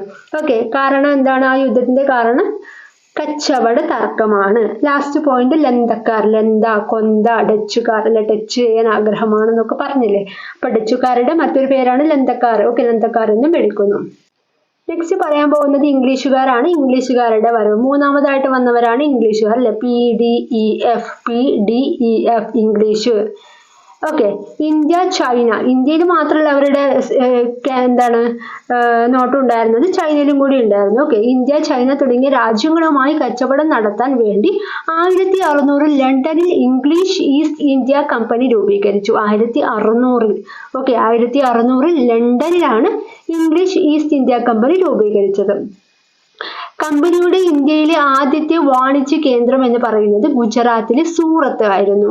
പിന്നീട് എവിടേക്ക് വന്നിരുന്നു? മദ്രാസ്, കൽക്കത്ത, ബോംബെ എന്നിവിടങ്ങളൊക്കെ വാണിജ്യ കേന്ദ്രങ്ങൾ സ്ഥാപിച്ചു. അപ്പം ശ്രദ്ധിക്കുക, 1600 ലണ്ടനിലാണ് ഈസ്റ്റ് ഇന്ത്യ കമ്പനി അല്ലെ? ഇംഗ്ലീഷ് ഈസ്റ്റ് ഇന്ത്യ കമ്പനി രൂപീകരിച്ചത്. അതുപോലെ ആദ്യത്തെ വാണിജ്യ കേന്ദ്രം എന്ന് പറയുന്നത് ഗുജറാത്തിലെ സൂറത്ത് ആയിരുന്നു. അതും കൂടി ഒന്ന് ഓർത്ത് വയ്ക്കുക കേട്ടോ. ഓക്കെ, അപ്പൊ ഇംഗ്ലീഷുകാരും വന്നു. ഇനി നെക്സ്റ്റ് ലാസ്റ്റ് ആരാ വന്നത്? ഫ്രഞ്ചുകാരാണ് വന്നത് കേട്ടോ. PDEF, F French, F French. Okay, അപ്പൊ ഫ്രഞ്ചുകാരെ കുറിച്ച് കുറച്ച് കാര്യം പറയാം. 1664 ഫ്രഞ്ച് ഈസ്റ്റ് ഇന്ത്യ കമ്പനി സ്ഥാപിച്ചു. 1664 ഫ്രഞ്ച് ഈസ്റ്റ് ഇന്ത്യ കമ്പനി സ്ഥാപിച്ചത്. ഇതോടെ കച്ചവട ലക്ഷ്യവുമായി ഫ്രഞ്ചുകാർ ഇന്ത്യയിലെത്തി. പോണ്ടിച്ചേരി, മാഹി, കാരയ്ക്കൽ തുടങ്ങിയവയായിരുന്നു അവരുടെ പ്രധാന കച്ചവട കേന്ദ്രങ്ങൾ. ഓക്കെ, അവരുടെ പ്രവർത്തനങ്ങളുടെ ആസ്ഥാനം എന്ന് പറയുന്നത് പോണ്ടിച്ചേരി ആയിരുന്നു. ഓക്കെ, നമുക്ക് സിമ്പിൾ ആയിട്ട് പഠിക്കാം. ഫ്രഞ്ച് വാണിജ്യ ബന്ധങ്ങൾ എന്നാണ് പറഞ്ഞല്ലേ. അപ്പൊ ഫ്രഞ്ച് എന്ന് കേൾക്കുമ്പോൾ എന്താ തോന്നുന്നത്? ഫ്രണ്ട്സ് ആയിട്ട് എടുക്കാലോ. ഫ്രണ്ട്സ്. അപ്പൊ ഒരു 4 ഫ്രണ്ട്സ് ഉണ്ടെന്ന് വിചാരിക്കുക. 4 ഫ്രണ്ട്സ്. അങ്ങനെയാവുമ്പോൾ നമുക്ക് 1664 ഫ്രഞ്ച് ഈസ്റ്റ് ഇന്ത്യ കമ്പനി സ്ഥാപിച്ചത് എന്ന് മനസ്സിലാക്കാൻ പറ്റും. ഓക്കെ ആണല്ലോ. നെക്സ്റ്റ്, ഇതോടെ കച്ചവട ലക്ഷ്യവുമായി ഫ്രഞ്ചുകാർ ഇന്ത്യയിൽ എത്തിയല്ലേ. നെക്സ്റ്റ്, പോണ്ടിച്ചേരി, മാഹി, കാരയ്ക്കൽ തുടങ്ങിയവയായിരുന്നു അവരുടെ പ്രധാന കച്ചവട കേന്ദ്രങ്ങൾ. നമ്മുടെ മാഹി അല്ലെ, മാഹിയൊക്കെ നമ്മൾ പോയിട്ടുണ്ടാവും ഒരുപാട്, പോണ്ടിച്ചേരിയൊക്കെ അല്ലെ. ഇപ്പൊ കാരയ്ക്കൽ അധികം അത്ര ആൾക്കാർ കേട്ടിട്ടുണ്ടോ എന്ന് അറിയില്ല. അപ്പൊ പോണ്ടിച്ചേരി, മാഹി, കാരയ്ക്കൽ തുടങ്ങിയവയായിരുന്നു അവരുടെ പ്രധാന കച്ചവട കേന്ദ്രങ്ങൾ. അവരുടെ പ്രവർത്തനങ്ങളുടെ ആസ്ഥാനം എന്ന് പറയുന്നത് പോണ്ടിച്ചേരിയാണ്. പോണ്ടിച്ചേരി. അപ്പൊ അതൊരു ഇമ്പോർട്ടന്റ് ആയിട്ടുള്ള പോയിന്റ് ആണ്, ആസ്ഥാനം പോണ്ടിച്ചേരി. പ്രീവിയസ് ഇയർ ക്വസ്റ്റ്യനിൽ ചോദിച്ചതാണ് കേട്ടോ, ആസ്ഥാനം പോണ്ടിച്ചേരി. അപ്പൊ ഈ പോണ്ടിച്ചേരിയുമായിട്ട് കണക്ട് ചെയ്യാൻ ഞാനൊരു ചെറിയൊരു കണക്ഷൻ പറഞ്ഞുതരാം. ഒരു സിനിമയാണ്, നമ്മൾ ഫ്രണ്ട്സ് എന്നുള്ള സിനിമ കണ്ടിട്ടുണ്ടാവും അല്ലെ. കുറച്ചൊരു പഴയ സിനിമയാണ് ഫ്രണ്ട്സ്. ശ്രീനിവാസൻ, അതുപോലെ മുകേഷ്, ജയറാം ഒക്കെ, ദിവ്യ ഉണ്ണി, മീനു ഒക്കെ ഉള്ളൊരു സിനിമയാണ്. അപ്പൊ അതില് ശ്രീനിവാസനെ കാണാൻ മുകേഷും അതുപോലെ ജയറാമും കൂടിയിട്ട് പോണ്ടിച്ചേരിയിലേക്ക് പോകുന്നുണ്ട് അല്ലെ, പോണ്ടിച്ചേരി. അപ്പോൾ ആ സമയത്ത് പിന്നീട് അവിടുത്തെ കഥകളൊക്കെ, സിനിമയിലെ കഥകളൊക്കെ നടക്കുന്നത് പോണ്ടിച്ചേരിയുമായി ബന്ധപ്പെട്ട് ആ ഒരു സംഭവങ്ങളായിട്ട് ബന്ധപ്പെട്ടിട്ടാണ്. ആസ്ഥാനം ആ പോണ്ടിച്ചേരി എന്നുള്ള രീതിയിലാണ് ഞാൻ ഈ കഥ പറയുന്നത് കേട്ടോ. ഓക്കെ, അപ്പൊ അങ്ങനെ ആകുമ്പോൾ നമുക്ക് ആസ്ഥാനം പോണ്ടിച്ചേരി അല്ല, ആ കഥ പിന്നീട് തുടർന്ന് പോകുന്നത് പോണ്ടിച്ചേരിയുമായി ബന്ധപ്പെട്ടിട്ടാണ്. അപ്പൊ ആസ്ഥാനം പോണ്ടിച്ചേരിയാണെന്നുള്ള രീതിയിൽ എടുക്കാം. അവരുടെ പ്രവർത്തനങ്ങളുടെ ആസ്ഥാനം, അവരുടെ ഫ്രഞ്ച്, അവർ 3 ഫ്രണ്ട്സ് ആണല്ലോ. അപ്പൊ ആ ഫ്രണ്ട്സിന്റെ, ആ സിനിമ ഫ്രണ്ട്സിന്റെ ആസ്ഥാനം എന്ന് പറയുന്നത് പോണ്ടിച്ചേരി ആണെന്നുള്ള രീതിയിൽ എടുത്തു കഴിഞ്ഞാൽ നമുക്ക് ഫ്രഞ്ച് അല്ലെ, ഫ്രഞ്ചുകാരുടെ പ്രവർത്തനങ്ങളുടെ ആസ്ഥാനവും പോണ്ടിച്ചേരി ആയിരുന്നു എന്നുള്ള രീതിയിൽ നമുക്ക് എടുക്കാൻ പറ്റും. ഓക്കെ, അപ്പൊ അങ്ങനെ ഒരു രീതിയിൽ സിനിമയായിട്ട് കണക്ട് ചെയ്ത് നിങ്ങൾ പഠിക്കുക കേട്ടോ. അപ്പൊ അങ്ങനെയാകുമ്പോൾ സിനിമയൊക്കെ ആകുമ്പോൾ നമുക്ക് പെട്ടെന്ന് മനസ്സിൽ ഓർമ്മ വരും. ഓക്കെ, അപ്പൊ ഇവിടെ ഒരു കാര്യം ശ്രദ്ധിക്കേണ്ടത്, ഇവിടെ 4 ഫ്രണ്ട്സ് ആണെന്നുള്ള കാര്യം ഓർമ്മിക്കണം. 4 ഫ്രണ്ട്സ്. അങ്ങനെയാണെങ്കിൽ 1664 ഫ്രഞ്ച് ഈസ്റ്റ് ഇന്ത്യ കമ്പനി സ്ഥാപിച്ചു എന്നുള്ള പോയിന്റ് നമുക്ക് കിട്ടും. ഓക്കെ, അപ്പൊ സിമ്പിൾ ആണ്, ആസ്ഥാനം പോണ്ടിച്ചേരി ആണ്. ഓക്കെ, മനസ്സിലായെന്ന് വിചാരിക്കുന്നു. അപ്പൊ ഇവിടെ ഒരു ഇന്ത്യയുടെ പിക്ചർ തന്നിട്ടുണ്ട്. ഇതിലിപ്പോ നമ്മൾ പറഞ്ഞിട്ടുള്ള സ്ഥലങ്ങളൊക്കെയാണ് കാണിക്കുന്നത്. ഇവിടെ പോണ്ടിച്ചേരി, കാരയ്ക്കൽ അല്ലെ, പോണ്ടിച്ചേരിന് തൊട്ട് താഴെയാണ് കാരയ്ക്കൽ, അതുപോലെ മാഹിയൊക്കെ ഉണ്ട് അല്ലെ, മാഹിയൊക്കെ കാണിക്കുന്നുണ്ട്. ഇനി നമുക്ക് നെക്സ്റ്റിലേക്ക് പോവാം. കച്ചവടാധിപത്യത്തിന് വേണ്ടിയുള്ള മത്സരം. ഓക്കെ, ഞാൻ വായിക്കാം, കേൾക്കാം. യൂറോപ്യൻ രാജ്യങ്ങൾ ഇന്ത്യയിൽ കച്ചവടാധിപത്യം നേടാൻ വേണ്ടി പരസ്പരം മത്സരിച്ചു. പോർച്ചുഗീസുകാരും ഡച്ചുകാരും തുടക്കത്തിലേ പരാജയപ്പെട്ടു. പിന്നീട് ഇംഗ്ലീഷുകാരും ഫ്രഞ്ചുകാരും തമ്മിലായി മത്സരം. അവർ തമ്മിൽ നടത്തിയ മത്സരങ്ങൾ കർണാട്ടിക് യുദ്ധങ്ങൾ എന്നാണ് അറിയപ്പെടുന്നത്. ഈ യുദ്ധത്തിൽ ഫ്രഞ്ചുകാരും പരാജയപ്പെട്ടു. അപ്പോൾ ഇപ്പോഴല്ല ആരാണ്, ഇംഗ്ലീഷുകാർ മാത്രമാണുള്ളത്, ബാക്കി എല്ലാ 3 പേരും പരാജയപ്പെട്ടു. ഓക്കെ, അപ്പൊ ആദ്യം പോർച്ചുഗീസുകാരും ഡച്ചുകാരും ആദ്യമേ പരാജയപ്പെട്ടു. പിന്നീട് കർണാട്ടിക് യുദ്ധം, അത് ഇമ്പോർട്ടന്റ് ആണ്. കർണാട്ടിക് യുദ്ധം നടത്തിയത് ആരൊക്കെയാണ്? അവസാനത്തെ 2 പേര് PDEF, ഇയും എഫും, ഇംഗ്ലീഷും ഫ്രഞ്ചും. ഓക്കെ, ഇംഗ്ലീഷും ഫ്രഞ്ചും. കർണാട്ടിക് യുദ്ധം നടത്തിയത് ആരൊക്കെയാണ്? ഇംഗ്ലീഷും ഫ്രഞ്ചും. ഈ കർണാട്ടിക് എന്ന് പറഞ്ഞ സ്ഥലം ഇപ്പോഴത്തെ തമിഴ്നാട്ടിലെ ഒരു ഭാഗമാണ് കേട്ടോ, തമിഴ്നാട്ടിന്റെ ഒരു ഭാഗമാണ്. അപ്പൊ ആ പ്രദേശത്തിന്റെ പേര് കർണാട്ടിക് എന്നായതുകൊണ്ടാണ് പിന്നീട് കർണാട്ടിക് യുദ്ധങ്ങൾ എന്നുള്ള പേര് വന്നത് കേട്ടോ. ഓക്കെ, അപ്പൊ ഇംഗ്ലീഷുകാരും ഫ്രഞ്ചുകാരും തമ്മിലുള്ള മത്സരമായിരുന്നു കർണാട്ടിക് യുദ്ധം, ഇംഗ്ലീഷും ഫ്രഞ്ചും. അവർ തമ്മിൽ നടത്തിയ മത്സരത്തെയാണ് കർണാട്ടിക് യുദ്ധങ്ങൾ എന്ന് പറയുന്നത്. ചോദിച്ച ചോദ്യമാണ്, കർണാട്ടിക് യുദ്ധങ്ങൾ നടത്തിയത് ആരൊക്കെയാണെന്നുള്ള രീതിയിൽ ചോദിച്ചിട്ടുണ്ട് കേട്ടോ. അപ്പൊ ഇംഗ്ലീഷും ഫ്രഞ്ചും. അവസാനത്തെ 2 പേര് PDEF അല്ലേ, അപ്പം അവസാനത്തെ 2 പേര് ഇയും എഫും, ഇംഗ്ലീഷും ഫ്രഞ്ചും. ഓക്കെ, നെക്സ്റ്റിലേക്ക് പോവാം. ഇംഗ്ലീഷ് ഈസ്റ്റ് ഇന്ത്യ കമ്പനി അധികാരത്തിലേക്ക്. അപ്പൊ ആദ്യം വാണിജ്യവുമായി ബന്ധപ്പെട്ട് കച്ചവടം ചെയ്യാൻ വന്നവർ പിന്നീട് എന്താണ്, ഈ ഇന്ത്യയുടെ ഓരോരോ ഭാഗങ്ങളായി പിടിച്ചെടുത്ത് അധികാരം നേടാൻ വേണ്ടി തുടങ്ങി. അപ്പൊ ആ കാര്യങ്ങളാണ് നമ്മൾ സംസാരിക്കുന്നത്, ശ്രദ്ധിക്കുക കേട്ടോ. വാണിജ്യാധിപത്യത്തിനു വേണ്ടിയുള്ള മത്സരത്തിൽ വിജയിച്ച ഇംഗ്ലീഷ് ഈസ്റ്റ് ഇന്ത്യ കമ്പനിയുടെ അടുത്ത ലക്ഷ്യം അധികാരം നേടുക എന്നായിരുന്നു. ബംഗാളിലായിരുന്നു കമ്പനി ആദ്യമായി അധികാരം നേടിയത്. കാർഷിക സമൃദ്ധിയും കച്ചവട സൗകര്യങ്ങളുമാണ് ബംഗാളിനെ അധികാരം നേടാൻ കമ്പനിയെ പ്രേരിപ്പിച്ചത്. 1757 ബംഗാളിൽ നവാബായിരുന്ന സിറാജ് ഉദ് ദൗളയെ പ്ലാസി യുദ്ധത്തിൽ ബ്രിട്ടീഷുകാർ പരാജയപ്പെടുത്തി. 1764 ബക്സാർ യുദ്ധവും നടന്നതോടുകൂടി പൂർണ്ണമായും ബംഗാൾ കീഴിലാക്കി. അപ്പൊ രണ്ട് യുദ്ധങ്ങളെ കുറിച്ചാണ് പറയുന്നത്. ബംഗാളിലാണ് കേട്ടോ നമ്മളിപ്പോൾ ഉള്ളത്. അപ്പൊ ഇംഗ്ലീഷുകാർ ആദ്യമായിട്ട് അവരുടെ അധികാരത്തിന് വേണ്ടിയിട്ട് നേടിയെടുക്കാൻ തുടങ്ങിയത് ബംഗാളിനെയാണ്. അപ്പോൾ ബംഗാളിൽ രണ്ട് യുദ്ധങ്ങളാണ് നടന്നിട്ടുള്ളത് മെയിനായിട്ട്. 1757 ബംഗാളിലെ നവാബായിരുന്ന സിറാജ് ഉദ് ദൗളയെ പ്ലാസി യുദ്ധത്തിൽ ബ്രിട്ടീഷുകാർ പരാജയപ്പെടുത്തി. അപ്പൊ പ്ലാസി യുദ്ധമാണ് ആദ്യമായിട്ട് നടന്നിട്ടുള്ളത് 1757. അപ്പൊ വർഷം ഇമ്പോർട്ടൻ്റ് ആണ്. പ്ലാസി യുദ്ധമാണ് കേട്ടോ, പ്ലാസി യുദ്ധം. അപ്പം ഞാനിപ്പോൾ ആലോചിച്ചിട്ടുള്ളത് പ്ലാസി ആണല്ലോ, പ്ലാസി. അപ്പം സി എന്നുള്ള ആ ചിഹ്നം കണ്ടോ, വള്ളിച്ചിഹ്നം, അതും 7 ഒരുപോലെയാണല്ലോ. ഞാൻ ആ ഒരു രീതിയിലാണ് ആലോചിച്ചത് കേട്ടോ. 1757 പ്ലാസി യുദ്ധം നടന്നത്. നെക്സ്റ്റ് എന്താണ് പറയുന്നത്? 64 ബക്സാർ യുദ്ധം അല്ലെ, വർഷം ഇമ്പോർട്ടൻ്റ് ആണ്. ബക്സാർ യുദ്ധം നടന്നത് 1764. ബക്സാറിന് എത്ര അക്ഷരാണുള്ളത്? ബക് സാർ 4 അക്ഷരാണ് അല്ലെ. അപ്പൊ 4 കണക്ട് ചെയ്താൽ മതി. 4 1764. 1764 ബക്സാർ യുദ്ധവും വിജയിച്ചതോടുകൂടി ബംഗാള് പൂർണ്ണമായിട്ട് ആരുടെ കമ്പനിയുടെ കീഴിലായി. ഓക്കെ, അപ്പൊ മെയിൻ ആയിട്ട് ഈ ഒരു പോയിന്റ് ഓർമ്മിക്കേണ്ടത്, ആദ്യമായിട്ട് അവർ കീഴടക്കാൻ തുടങ്ങിയത് ബംഗാളിനെയാണ്. ബംഗാളിൽ 2 യുദ്ധങ്ങളാണ് നടന്നിട്ടുള്ളത്. 1757 എന്താണ് പ്ലാസി യുദ്ധവും 1764 ബക്സാർ യുദ്ധവും.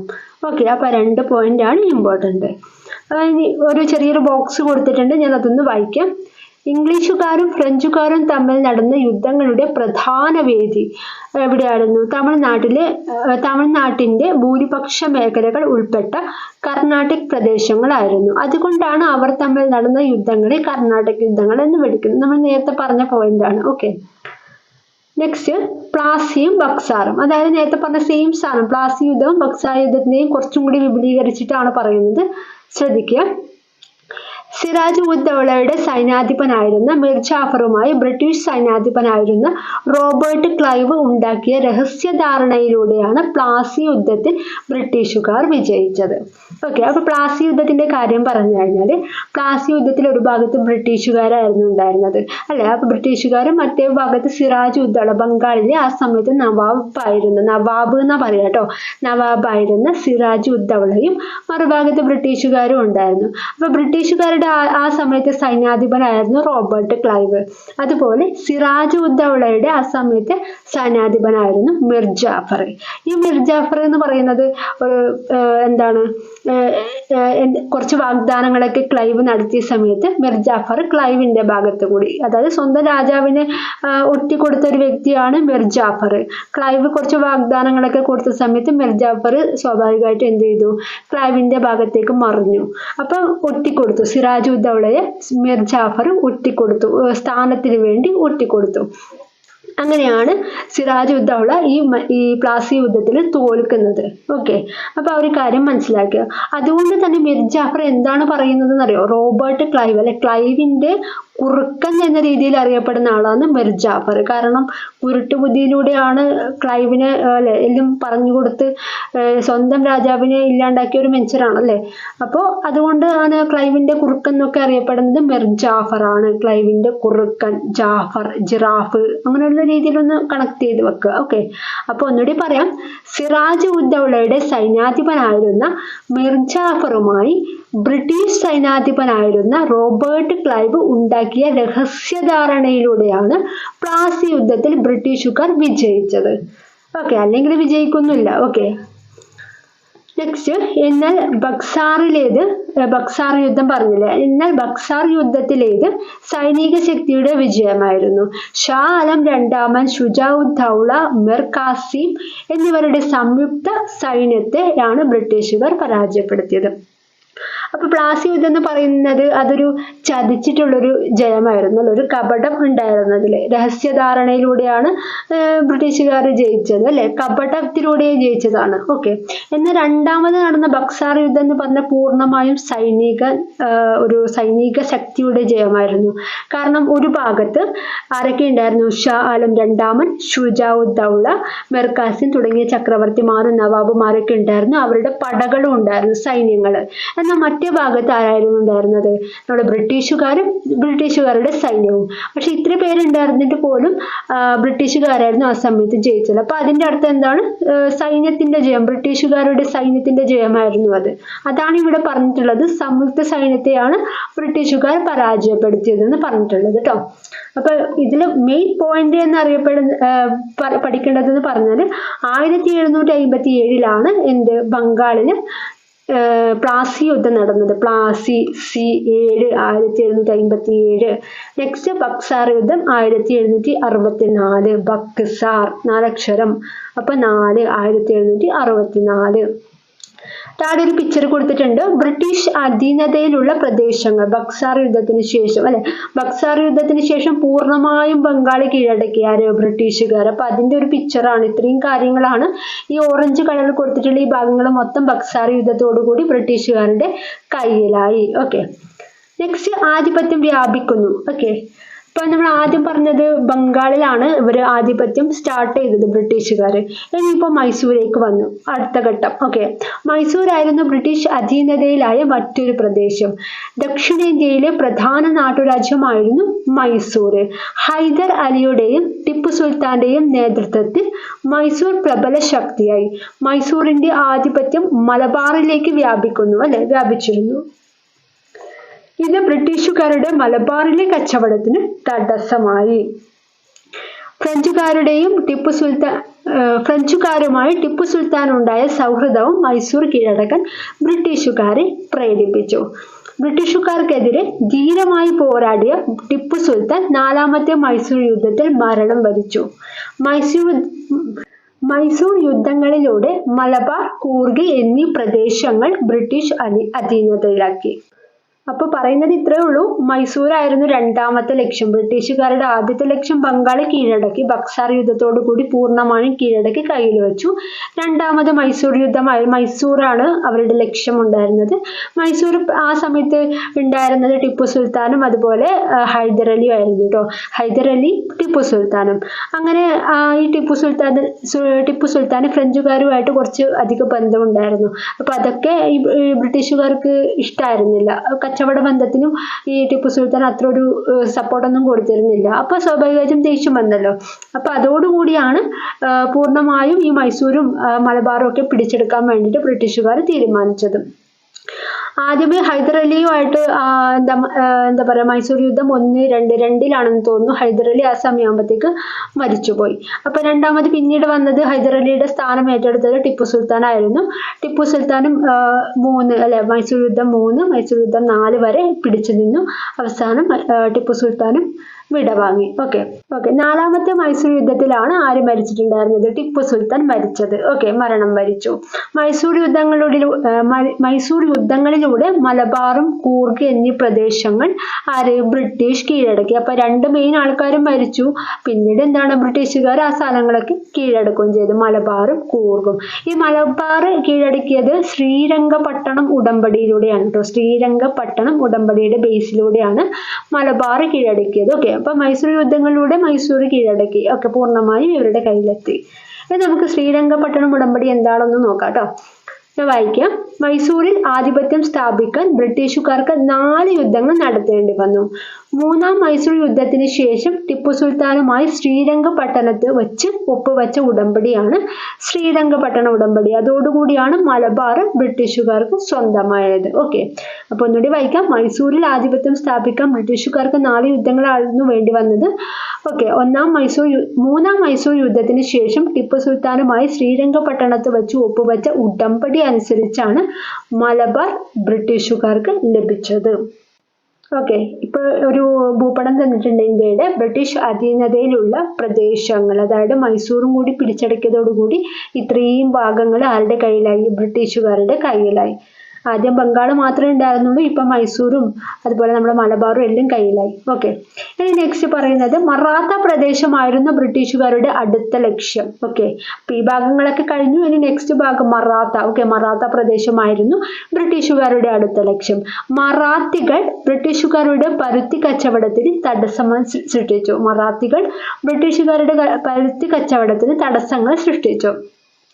ഇത് മറാത്ത പ്രദേശം കീഴടക്കാൻ ബ്രിട്ടീഷുകാരെ പ്രേരിപ്പിച്ചു. താമസിയാതെ സിന്ധും പഞ്ചാബും ആവതും ഒക്കെ എല്ലാ നാട്ടുരാജ്യങ്ങളും ഇവർ കീഴടക്കി. അപ്പൊ ബംഗാൾ കീഴടക്കി ഫസ്റ്റ്, പിന്നെ മൈസൂരേക്ക് വന്നു, മൈസൂര് കീഴടക്കി, മലബാർ അടക്കം കീഴടക്കി, പിന്നീട് അടുത്തേക്ക് വന്ന് മറാത്തയിലേക്ക് പോയി, അവിടെയും കീഴടക്കി. സിന്ധ്, പഞ്ചാബ്, ആവാദ്, ഇങ്ങനെ ഇന്ത്യയുടെ വിവിധ പ്രദേശങ്ങൾ മൊത്തം ബ്രിട്ടീഷുകാർ ഓരോരോ പട്ടിയായിട്ട് കീഴടക്കി. ഓക്കെ, വായിക്കാം, ശ്രദ്ധിക്കുക. സൈനിക ശക്തി ഉപയോഗിച്ച് പ്രബലരായ നാട്ടുരാജ്യങ്ങളെ ബ്രിട്ടീഷുകാർ കീഴടക്കിയത്. അല്ലെ, ഈ പ്രബലരായിട്ടുള്ള ആൾക്കാരെയൊക്കെ സൈനിക ശക്തി ഉപയോഗിച്ചിട്ടാണ് കീഴടക്കിയത്. പക്ഷെ ഇവർ സൈനിക ശക്തി മാത്രം ഉപയോഗിച്ചിട്ടല്ല കീഴടക്കിയത്, ഇവര് തന്ത്രപരമായിട്ടുള്ള ബാക്കി കുറച്ച് കാര്യങ്ങളും കൂടി ഉണ്ട്. അതാണ് നമ്മൾ ഇനി ചർച്ച ചെയ്യാൻ പോകുന്നത്. എങ്ങനെയെന്ന് നമ്മൾ കണ്ടു. കീഴടക്കിയ പ്രദേശങ്ങൾ ബ്രിട്ടീഷ് ഭരണത്തിന് കീഴിലായി. ഓക്കെ, മറ്റു ചില നാട്ടുരാജ്യങ്ങളെ ഉടമ്പടികൾ വഴിയും നിയമനിർമ്മാണം വഴിയുമാണ് അവർ കീഴടക്കിയിരുന്നത്. അല്ലെ, അപ്പം ചില നാട്ടുരാജ്യങ്ങൾ ചില ഉടമ്പടികൾ, കരാറുകൾ, നിയമനിർമ്മാണമൊക്കെ വഴിയാണ് കീഴടക്കിയിരുന്നത്. വെല്ലസ്ലി പ്രഭു, അപ്പൊ ഇനിയുള്ള കാര്യങ്ങൾ അതാണ് പറയുന്നത്. എന്തൊക്കെ നിയമങ്ങളിലൂടെയാണ് കീഴടക്കിയത് എന്നാണ് പറയുന്നത്. ശ്രദ്ധിക്കുക. വെല്ലസ്ലി പ്രഭു നടപ്പിലാക്കിയ സൈനിക സഹായ വ്യവസ്ഥ, ഡൽഹൌസി പ്രഭു നടപ്പാക്കിയ ദത്തവകാശ നിരോധന നിയമം എന്നിവയാണ് നാട്ടുരാജ്യങ്ങളെ വരുതിയിലാക്കുന്നതിന് പ്രധാന പങ്ക് വഹിച്ചത്. അപ്പൊ രണ്ട് നിയമങ്ങളാണ് നാട്ടുരാജ്യങ്ങളൊക്കെ കീഴടക്കാൻ വേണ്ടിയിട്ട് ബ്രിട്ടീഷുകാരുണ്ടാക്കിയ നിയമനിർമ്മാണത്തെ കുറിച്ചാണ് നമ്മൾ സംസാരിക്കുന്നത്. അതിൽ പ്രധാനമായിട്ടും രണ്ട് നിയമങ്ങളാണുള്ളത്. സൈനിക സഹായ വ്യവസ്ഥയും ദത്തവകാശ നിരോധന നിയമവും. രണ്ടും ഇമ്പോർട്ടൻ്റ് ആണ് കേട്ടോ. സൈനിക സഹായ വ്യവസ്ഥ, ദത്തവകാശ നിരോധന നിയമം. സൈനിക സഹായ വ്യവസ്ഥ നടപ്പാക്കിയത് വെല്ലസ്ലി പ്രഭുവും ദത്തവകാശ നിരോധന നിയമം നടപ്പാക്കിയത് ഡൽഹൌസി പ്രഭുവുമാണ്. രണ്ടും പ്രധാനപ്പെട്ടതാണ്, ഇമ്പോർട്ടൻ്റ് ആണ്, പ്രീവിയസ് ഇയർ ക്വസ്റ്റ്യൻ ആണ്, ശ്രദ്ധിക്കുക. സൈനിക സഹായ വ്യവസ്ഥ നടപ്പാക്കിയത് വെല്ലസ്ലി പ്രഭു. അപ്പൊ അതിന് ഒരു കോഡ് പറഞ്ഞുതരാം. സൈനിക സഹായ വ്യവസ്ഥയാണ് അല്ലെ, നമ്മൾ സഹായിക്കുന്നത് വെള്ളമൊക്കെ കൊടുത്തിട്ടാണ് സഹായിക്കുന്നത് എന്ന് ആലോചിക്കുക. വെള്ളമില്ലേ, വെള്ളം, ഓക്കെ, അവലും വെള്ളമൊക്കെ ഇല്ലേ, വെള്ളം, അപ്പൊ അതൊക്കെ കൊടുത്തിട്ടാണ് സഹായിക്കുന്നത് എന്ന് ആലോചിച്ചാൽ മതി. സൈനിക സഹായ വ്യവസ്ഥ സഹായിക്കുന്നത് വെള്ളം കൊടുത്തിട്ടാണെന്ന് ആലോചിച്ചാൽ വെല്ലസ്ലി പ്രഭുവുമായിട്ട് കണക്ട് ചെയ്യാൻ പറ്റും. രണ്ടാമത്തെ ചോദ്യം, ദത്തവകാശ നിരോധന നിയമം. ദത്തവകാശ നിരോധന നിയമം നടപ്പാക്കിയത് ആരായിരുന്നു, കൊണ്ടുവന്നത് ആരായിരുന്നു? ഡൽഹൌസി പ്രഭു. നമ്മൾ ദത്തെടുത്ത കുട്ടിയെ കൊണ്ടുവരുന്നത് വീട്ടിലേക്കാണല്ലോ, വീട്, ഹൗസ്, ഡൽഹൌസി പ്രഭു, ഹൗസ്, അങ്ങനെയാണ് ഞാൻ കണക്ട് ചെയ്തിട്ടുള്ളത്. ദത്തവകാശ നിരോധനം എന്ന് പറഞ്ഞാൽ ദത്തെടുത്ത കുട്ടികളൊക്കെ നമ്മൾ കൊണ്ടുവരുന്നത് ഹൗസിലേക്കാണെന്ന് ആലോചിക്കുക. ഹൗസ്, ഡൽഹൌസി പ്രഭു. ഓക്കെ, അപ്പൊ ഇതിനിടയ്ക്ക് ഒരു എക്സാമിൽ ചേരുംപടി ചേർക്കാനായിരുന്നു ഉണ്ടായിരുന്നത് കേട്ടോ. അപ്പോൾ മിക്സ് ആക്കിയിട്ട് കൊടുത്തിട്ട് ഏതാണ് എയും ബിയും അങ്ങനെ ചോദിച്ചിട്ടായിരുന്നു ഉണ്ടായിരുന്നത് കേട്ടോ. അപ്പൊ ഉറപ്പായിട്ട് ചോദിക്കുന്ന ഭാഗമാണ്, ശ്രദ്ധിക്കുക. സൈനിക സഹായ വ്യവസ്ഥ നടപ്പാക്കിയത് വെല്ലസ്ലി പ്രഭു ആണ്. സൈനിക സഹായം അല്ലെ, സഹായിക്കുന്നത് വെള്ളം കൊടുത്തിട്ടാണ് സഹായിക്കുന്നത്. നെക്സ്റ്റ്, ദത്തവകാശ നിരോധന നിയമം എന്ന് പറഞ്ഞത് ദത്തെടുക്കുന്ന കുട്ടികളെ ഹൗസിലേക്കാണ് കൊണ്ടുപോകുന്നത്. ഡൽഹൌസി പ്രഭു, ദത്തവകാശ നിരോധന നിയമം. അപ്പൊ ഈ രണ്ട് നിയമങ്ങളാണ് ഇമ്പോർട്ടൻ്റ് ആയിട്ടുള്ളത്. ചെറിയൊരു കാര്യം വായിക്കാം. സൈനിക സഹായ വ്യവസ്ഥയിൽ ഹൈദരാബാദ്, തഞ്ചാവൂർ, ഇൻഡോർ തുടങ്ങിയ നാട്ടുരാജ്യങ്ങൾ ഒപ്പുവച്ചു. സൈനിക സഹായ വ്യവസ്ഥയിൽ ഹൈദരാബാദ് അല്ലെ, സൈനിക സഹായ വ്യവസ്ഥയിൽ ഏതൊക്കെയാണ് ഒപ്പുവച്ചത്? ഹൈദരാബാദ്, തഞ്ചാവൂർ, ഇൻഡോർ തുടങ്ങിയ നാട്ടുരാജ്യങ്ങൾ ഒപ്പുവച്ചു. അപ്പോൾ ഇപ്പോഴുള്ള ഇന്ത്യയുടെ രൂപമാണ് ഇപ്പൊ കൊടുത്തിട്ടുള്ളത്. എന്തൊക്കെയാണ്? പരമാവധി പിടിച്ചെടുത്തല്ലേ, ഈ നിയമങ്ങളിലൂടെയും പിടിച്ചെടുത്തു. ഇപ്പോഴും മീൻസ് ആ സമയത്ത് ഇത്രയും കാര്യങ്ങളാണ് ഇതോടുകൂടി ബ്രിട്ടീഷുകാരുടെ കീഴിലായത്. പിക്ചർ ശ്രദ്ധിച്ചു നോക്കുക കേട്ടോ. നെക്സ്റ്റ്, ദത്തവകാശ നിരോധന നിയമത്തിലൂടെ സാമ്പൽപൂർ, സത്താറ, ഉദയ്പൂർ, ഝാൻസി, നാഗ്പൂർ എന്നീ നാട്ടുരാജ്യങ്ങളും ബ്രിട്ടീഷുകാർ കീഴടക്കി. എന്തൊക്കെയാണ്? ദത്തവകാശ നിരോധന നിയമത്തിലൂടെ സാമ്പൽപൂർ, സത്താറ, ഉദയ്പൂർ, ഝാൻസി, നാഗ്പൂർ എന്നീ നാട്ടുരാജ്യങ്ങൾ ബ്രിട്ടീഷുകാർ പിടിച്ചെടുത്തു. ആ നാട്ടുരാജ്യങ്ങളുടെ പേരൊക്കെ ഒന്ന് കേട്ടു പോവാട്ടോ. നെക്സ്റ്റ്, സൈനിക സഹായ വ്യവസ്ഥയിൽ ചേരുന്ന രാജ്യത്തിന് കമ്പനി സുരക്ഷ ഉറപ്പ് നൽകിയിരുന്നു. എന്നാൽ ഈ രാജ്യങ്ങളുടെ ഭരണം യഥാർത്ഥത്തിൽ നടത്തിയിരുന്നത് കമ്പനിയിലെ പ്രതിനിധികൾ തന്നെയായിരുന്നു. ഓക്കെ, അവരുടെ തന്ത്രങ്ങളാണ്. ഓക്കെ, സൈനിക സഹായ വ്യവസ്ഥയിൽ ചേരുന്ന രാജ്യത്തിന് കമ്പനി സുരക്ഷ ഉറപ്പാക്കിയിരുന്നു. സുരക്ഷ നൽകുന്നു എന്ന രീതിയിൽ അവർ തന്നെയായിരുന്നു ആരെ ഭരിച്ചിരുന്നത്, ഭരണം നടത്തിയിരുന്നത്, രാജ്യങ്ങളുടെ ഭരണം നടത്തിയിരുന്നത്. എന്നാൽ ഈ രാജ്യങ്ങളുടെ ഭരണം യഥാർത്ഥത്തിൽ നടത്തിയിരുന്നത് കമ്പനിയുടെ പ്രതിനിധികൾ തന്നെയായിരുന്നു. നെക്സ്റ്റ്, പുരുഷ അനന്തരാവകാശികളില്ലാത്ത നാട്ടുരാജാക്കന്മാർ കുട്ടികളെ ദത്തെടുക്കുന്ന സമ്പ്രദായം നിലവിലുണ്ടായിരുന്നു. പുരുഷ അനന്തരാവകാശികളില്ലാത്ത നാട്ടുരാജാക്കന്മാർ അവരുടെ കുട്ടികളെ ദത്തെടുക്കുന്ന ഒരു സമ്പ്രദായം ആ സമയത്ത് നിലവിലുണ്ടായിരുന്നു. അവർക്ക് രാജാധികാരം ലഭിച്ചിരുന്നു. ദത്തെടുത്ത കുട്ടിക്ക് രാജാധികാരം ലഭിച്ചിരുന്നു. ഡൽഹൌസി പ്രഭു നടപ്പാക്കിയ ദത്തവകാശ നിരോധന നിയമം രാജാക്കന്മാരുടെ ഈ അവകാശത്തെ ഇല്ലാതാക്കി. പുരുഷ അനന്തരാവകാശി ഇല്ലാത്ത ഒരു രാജാവ് മരിച്ചാൽ ആ രാജ്യം ബ്രിട്ടീഷ് ഇന്ത്യയോട് കൂട്ടിച്ചേർക്കാനും ഈ നിയമത്തിൽ വ്യവസ്ഥ വന്നു. ഇതാണ് ദത്തവകാശ നിരോധന നിയമം കൊണ്ട് ഉദ്ദേശിക്കുന്നത് കേട്ടോ. ആ നിയമത്തിലൂടെ എന്താണ് പറഞ്ഞത്, ഒരു കുട്ടി ഇല്ല എങ്കിൽ, അതായത് പുരുഷ അനന്തരാവകാശി ഇല്ല എങ്കിൽ പിന്നെ നമ്മൾ സാധാരണ എന്ത് ചെയ്യും, ദത്തെടുക്കും അല്ലെ. അപ്പൊ ദത്തെടുക്കാൻ പാടില്ല, ആ ഒരു നിയമം വന്നു. ഓക്കെ, ദത്തെടുത്തിട്ടാണ് പിന്നീട് രാജാവാക്കുന്നത്. അപ്പൊ ഇനി ദത്തെടുക്കാൻ പാടില്ല. പുരുഷ അവകാശി ഇല്ലാത്ത ഒരു രാജാവ് മരിച്ചു കഴിഞ്ഞാൽ പിന്നെ ആ രാജ്യം ആർക്കായിരിക്കണം, ബ്രിട്ടീഷുകാർക്കായിരിക്കണം. ബ്രിട്ടീഷ് ഇന്ത്യയിൽ കൂട്ടിച്ചേർക്കണം എന്ന് കടുത്ത നിയമം വന്നു. അതാണ് ദത്തവകാശ നിരോധന നിയമം. ദത്ത അവകാശ നിരോധിക്കുന്ന നിയമമാണ് ദത്തവകാശ നിരോധന നിയമം. നെക്സ്റ്റ്, നാട്ടുരാജ്യങ്ങളെ കീഴടക്കാൻ വ്യത്യസ്ത തന്ത്രങ്ങളാണ് ബ്രിട്ടീഷുകാർ സ്വീകരിച്ചത്. അതാണ് നമ്മളിപ്പോൾ കണ്ടുകൊണ്ടിരിക്കുന്നത് അല്ലെ. നാട്ടുരാജ്യങ്ങളെ കീഴടക്കാൻ വ്യത്യസ്ത തന്ത്രങ്ങളാണ് ബ്രിട്ടീഷുകാർ സ്വീകരിച്ചിരുന്നത്. ഈ പ്രസ്താവന ചർച്ച ചെയ്ത് കുറിപ്പ് തയ്യാറാക്കുക. 1857 ആയപ്പോഴേക്കും ഇന്ത്യയുടെ ഭൂരിഭാഗം പ്രദേശങ്ങളും ബ്രിട്ടീഷ് അധീനതയിലായി. ബ്രിട്ടീഷ് അധീനതയിൽ വന്ന പ്രദേശങ്ങളിൽ ഏകീകൃത ഭരണം നടപ്പാക്കി അല്ലെ, ഒറ്റയായിട്ട് ഭരണം നടപ്പാക്കി. അപ്പൊ 1857 ആയപ്പോഴേക്കും ഭൂരിഭാഗവും ബ്രിട്ടീഷുകാരുടെ അധീനതയിലായി, ഏകീകൃത ഭരണം നടപ്പിലാക്കുകയും ചെയ്തു. അപ്പോൾ ഇത്രയും ഭാഗമാണ് ഈ പാഠത്തിലുള്ളത്. നെക്സ്റ്റ് നമുക്കൊരു ഇപ്പൊ പറഞ്ഞ കാര്യങ്ങളൊക്കെ ഒരു ചാർട്ടിലാണ് ഇവിടെ കൊടുത്തിട്ടുള്ളത് അല്ലെ. നമ്മൾ പറഞ്ഞത് എന്താണ്, കമ്പനി അധികാരത്തിലേക്ക്, അതായത് നമ്മുടെ ഈസ്റ്റ് ഇന്ത്യ കമ്പനിയുടെ കുറിച്ചാണ് കേട്ടോ പറയുന്നത്. East India company, English East India company, അത് അധികാരത്തിലേക്ക്. രണ്ടു വഴിയിലൂടെയാണ് നമ്മുടെ ഇന്ത്യയെ പിടിച്ചെടുക്കാൻ അവർ നോക്കിയത്. ഒന്ന് യുദ്ധങ്ങൾ വഴിയും, രണ്ടാമത്തത് നിയമനിർമ്മാണങ്ങൾ വഴിയും. യുദ്ധങ്ങൾ വഴി എങ്ങനെയാണ്, ആദ്യത്തേത് പ്ലാസി യുദ്ധം അല്ലെ, 1500 നമ്മൾ പറഞ്ഞതാണ് അല്ലെ, 1757 ബംഗാളിലാണ് അല്ലെ. ബക്സാർ യുദ്ധം എപ്പോഴാണ് പറഞ്ഞത്, 1764.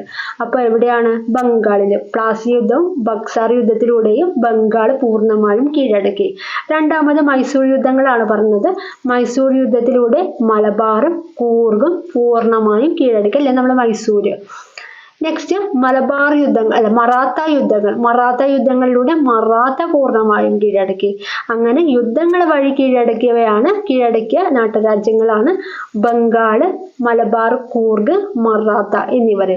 ഇനിയിപ്പോ നെക്സ്റ്റ് അടുത്ത തന്ത്രം എന്ന് പറഞ്ഞാൽ നിയമനിർമ്മാണം വഴിയാണ് അല്ലെ. നിയമനിർമ്മാണം വഴി കീഴടക്കിയത് എന്ന് പറഞ്ഞാൽ കുറച്ച് സ്ഥലങ്ങളുണ്ട്, ഒന്ന് പറയാം. അപ്പൊ നിയമനിർമ്മാണ വഴി 2 നിയമമായിരുന്നു നിർമ്മിച്ചിരുന്നത്. എന്താണ്, സൈനിക സഹായ വ്യവസ്ഥയും ദത്തവകാശ നിരോധന നിയമവും. സൈനിക സഹായ വ്യവസ്ഥ ആരാണ് ഉണ്ടാക്കിയത് ഓർമ്മയുണ്ടോ? സഹായം, വെള്ളം കൊടുത്ത് സഹായിക്കുന്നത് പറഞ്ഞല്ലേ, വെല്ലസ്ലി പ്രഭു. അപ്പൊ അതിലൂടെ കീഴടക്കിയതായിരുന്നു ഹൈദരാബാദ്, തഞ്ചാവൂർ, ഇൻഡോർ തുടങ്ങിയവ. നെക്സ്റ്റ് എന്താണ്, നിയമനിർമ്മാണം രണ്ടാമത്തത് അല്ലെ, ദത്തവകാശ നിരോധന നിയമം. ദത്തവകാശ നിരോധന നിയമം നടപ്പാക്കിയതാരാണ്? ദത്തെടുക്കുന്ന കുട്ടികളെ എവിടത്തേക്കാ കൊണ്ടുവരിക? വീട്ടിലേക്ക് അല്ലെ, ഹൗസിലേക്ക്. ഡൽഹൌസി പ്രഭു. ഓക്കെ, അപ്പൊ ദത്തവകാശ നിരോധന നിയമത്തിലൂടെയാണ് നമ്മുടെ ഝാൻസി റാണിയുടെ ഒക്കെ കഥ കേട്ടിട്ടുണ്ടാവും. അപ്പൊ ഝാൻസി, സത്താറ, നാഗ്പൂർ തുടങ്ങിയവ കീഴടക്കിയത് ദത്തവകാശ നിരോധന നിയമമാണ്. എന്നിട്ടോ ഇത്രയും സ്ഥലങ്ങൾ എല്ലാം കീഴടക്കിയിട്ട് അവിടെയൊക്കെ എന്താണ്, ഏകീകൃത ഭരണ സംവിധാനം നടപ്പിലാക്കി.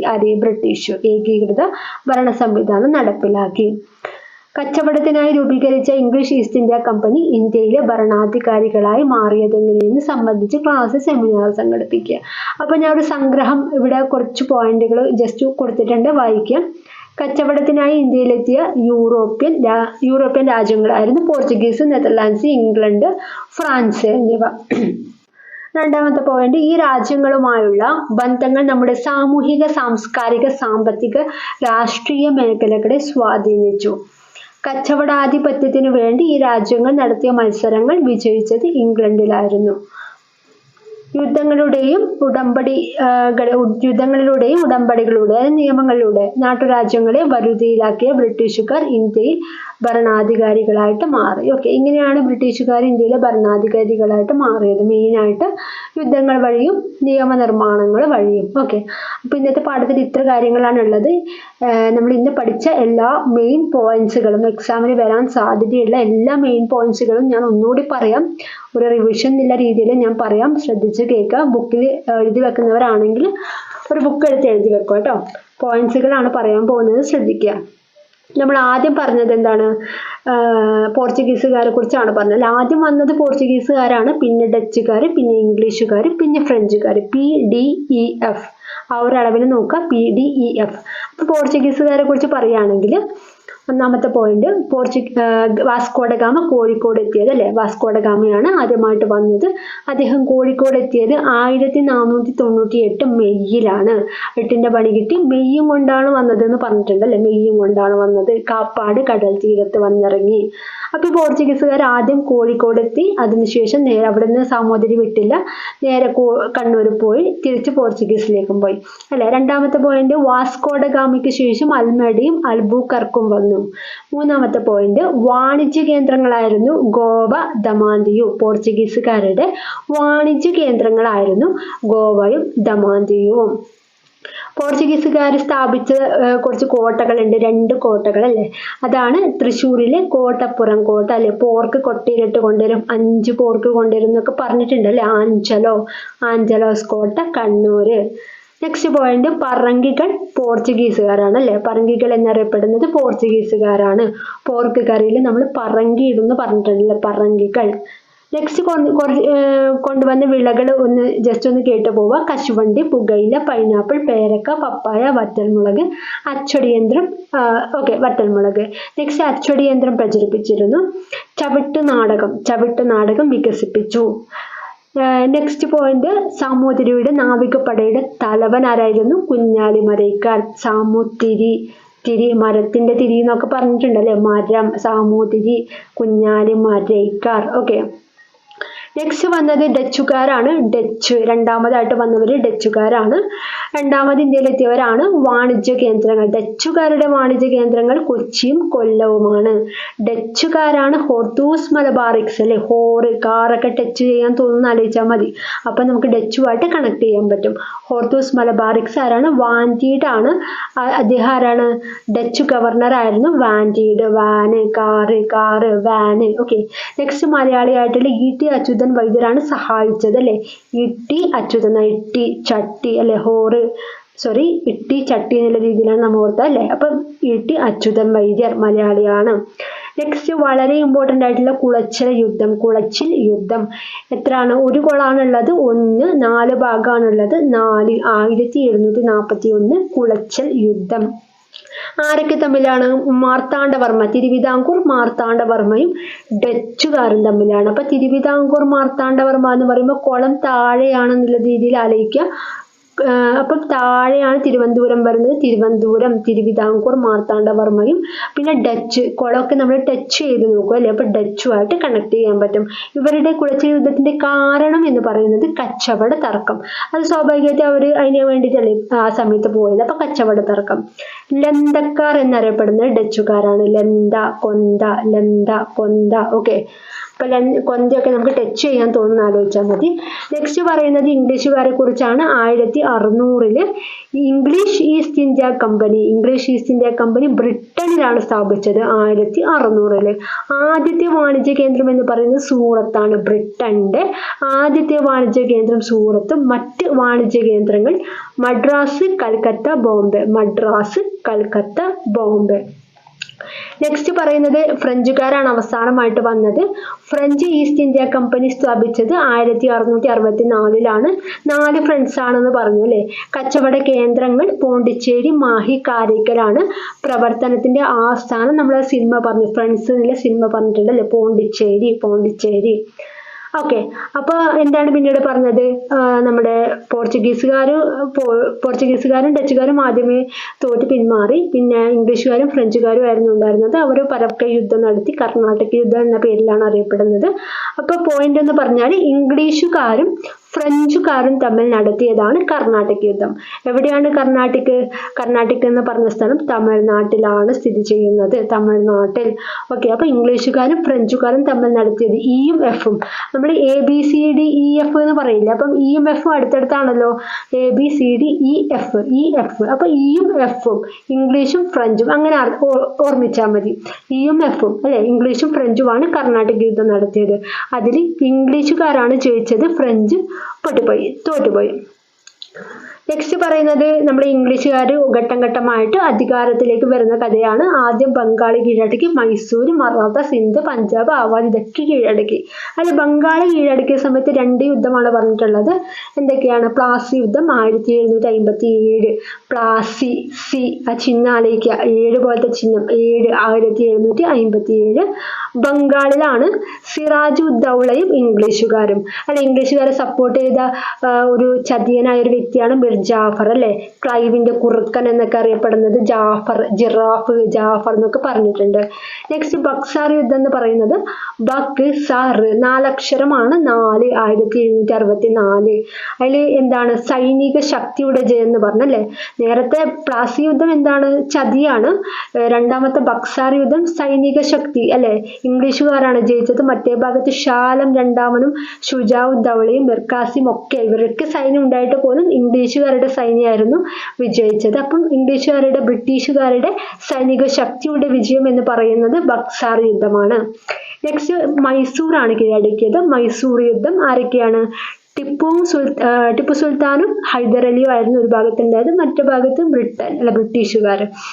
ഇതിൽ ബ്രിട്ടീഷുകാരായിരുന്നു ജയിച്ചത്. അതോടുകൂടി മലബാറും കൂർഗും ഒക്കെ ബ്രിട്ടീഷുകാരുടെ കീഴിലായി. അതുപോലെ ഒരു ശ്രീരംഗപട്ടണം ഉടമ്പടിയിലൂടെയാണ് മലബാർ ബ്രിട്ടീഷുകാർ കീഴടക്കിയതെന്നും കൂടി പറഞ്ഞിട്ടുണ്ട്. ഓക്കെ, അപ്പൊ എന്തൊക്കെ പറഞ്ഞു? ബംഗാൾ കീഴടക്കി, മൈസൂർ കീഴടക്കി, നെക്സ്റ്റ് മലബാർ കീഴടക്കി, അത് കഴിഞ്ഞ് സിന്ധ് കീഴടക്കി, പഞ്ചാബ് കീഴടക്കി, ആവധ് കീഴടക്കി. അങ്ങനെ ഇങ്ങനെ എല്ലാ കാര്യങ്ങളും ഏകദേശം ഓൾമോസ്റ്റ് കീഴടക്കി. ഓക്കെ, പിന്നീട് 2 കാര്യങ്ങളും കൂടി പറയാനുണ്ട്. എന്താണ്? നമ്മുടെ യുദ്ധം മാത്രമല്ല, നിയമനിർമ്മാണത്തിലൂടെ കൂടി തന്ത്രം ഉപയോഗിച്ച് നാട്ടുരാജ്യങ്ങൾ കീഴടക്കിയിട്ടുണ്ട്. അങ്ങനെയുള്ള 2 നിയമങ്ങളാണ് സൈനിക സഹായ വ്യവസ്ഥയും ദത്തവകാശ നിരോധന നിയമവും. സൈനിക സഹായ വ്യവസ്ഥ എന്ന് പറയുമ്പോൾ സഹായം അല്ലെ, സഹായം വെല്ലം കൊടുത്തുള്ള സഹായം, വെല്ലസ്ലി പ്രഭു. സൈനിക സഹായ വ്യവസ്ഥ സഹായം വെല്ലസ്ലി പ്രഭു. നെക്സ്റ്റ് ദത്തവകാശ നിരോധന നിയമം ഡൽഹൌസി പ്രഭു. ദത്തൊക്കെ എടുക്കുന്നത് ഹൗസിലേക്കാണ്, ഡൽഹൌസി പ്രഭു. അപ്പൊ ഈ പാഠം കുറച്ചുണ്ട് പഠിക്കാൻ, ഇമ്പോർട്ടൻ്റ് ആയിട്ടുള്ള പാഠമാണ്, PSCക്കൊക്കെ വരുന്ന പാഠമാണ്. ശ്രദ്ധിച്ച് പഠിക്കുക കേട്ടോ. കോഡൊക്കെ കൃത്യമായിട്ട് കേട്ട് പഠിച്ചു കഴിഞ്ഞാൽ നിങ്ങൾക്ക് സിമ്പിൾ ആയിട്ട് പഠിക്കാവുന്നതേ ഉള്ളൂ. ഓക്കെ, അപ്പോൾ കൂടുതൽ എടുക്കുന്നില്ല. ഇന്നത്തെ ക്ലാസ് ഇത്രയേ ഉള്ളൂ. ഞാൻ എക്സാം വെക്കുന്നതായിരിക്കും. ഇന്ന് എന്താണ്? വീക്കെൻഡാണ്. അപ്പോൾ വീക്കെൻഡ് എക്സാം ഉണ്ടാവും. 50 മാർക്കിനുള്ള ക്വസ്റ്റ്യൻ ഉണ്ടാവും കേട്ടോ. അപ്പോൾ എല്ലാവരും ഒന്ന് റെഡിയായി ഒരു 9 മണിയാകുമ്പോഴത്തേക്ക് ഒന്ന് സെറ്റായിട്ട് ഇരിക്കുക കേട്ടോ. ഞാൻ ക്വസ്റ്റ്യൻ പേപ്പർ എടുത്തിട്ട് വരുന്നതായിരിക്കും കേട്ടോ. ഓക്കെ, അപ്പോൾ ഇന്നത്തെ ക്ലാസ് ഇത്രയേ ഉള്ളൂ. നിങ്ങൾ കമൻറ്റ് ചെയ്യുക. നിങ്ങൾക്ക് ക്ലാസ് ഇഷ്ടപ്പെട്ടിട്ടുണ്ടെങ്കിൽ, കോഡുകളൊക്കെ മനസ്സിലാവുന്നുണ്ടെങ്കിൽ, ഇഷ്ടപ്പെട്ടിട്ടുണ്ടെങ്കിൽ കമൻറ്റ് ചെയ്യുക കേട്ടോ. Okay, by.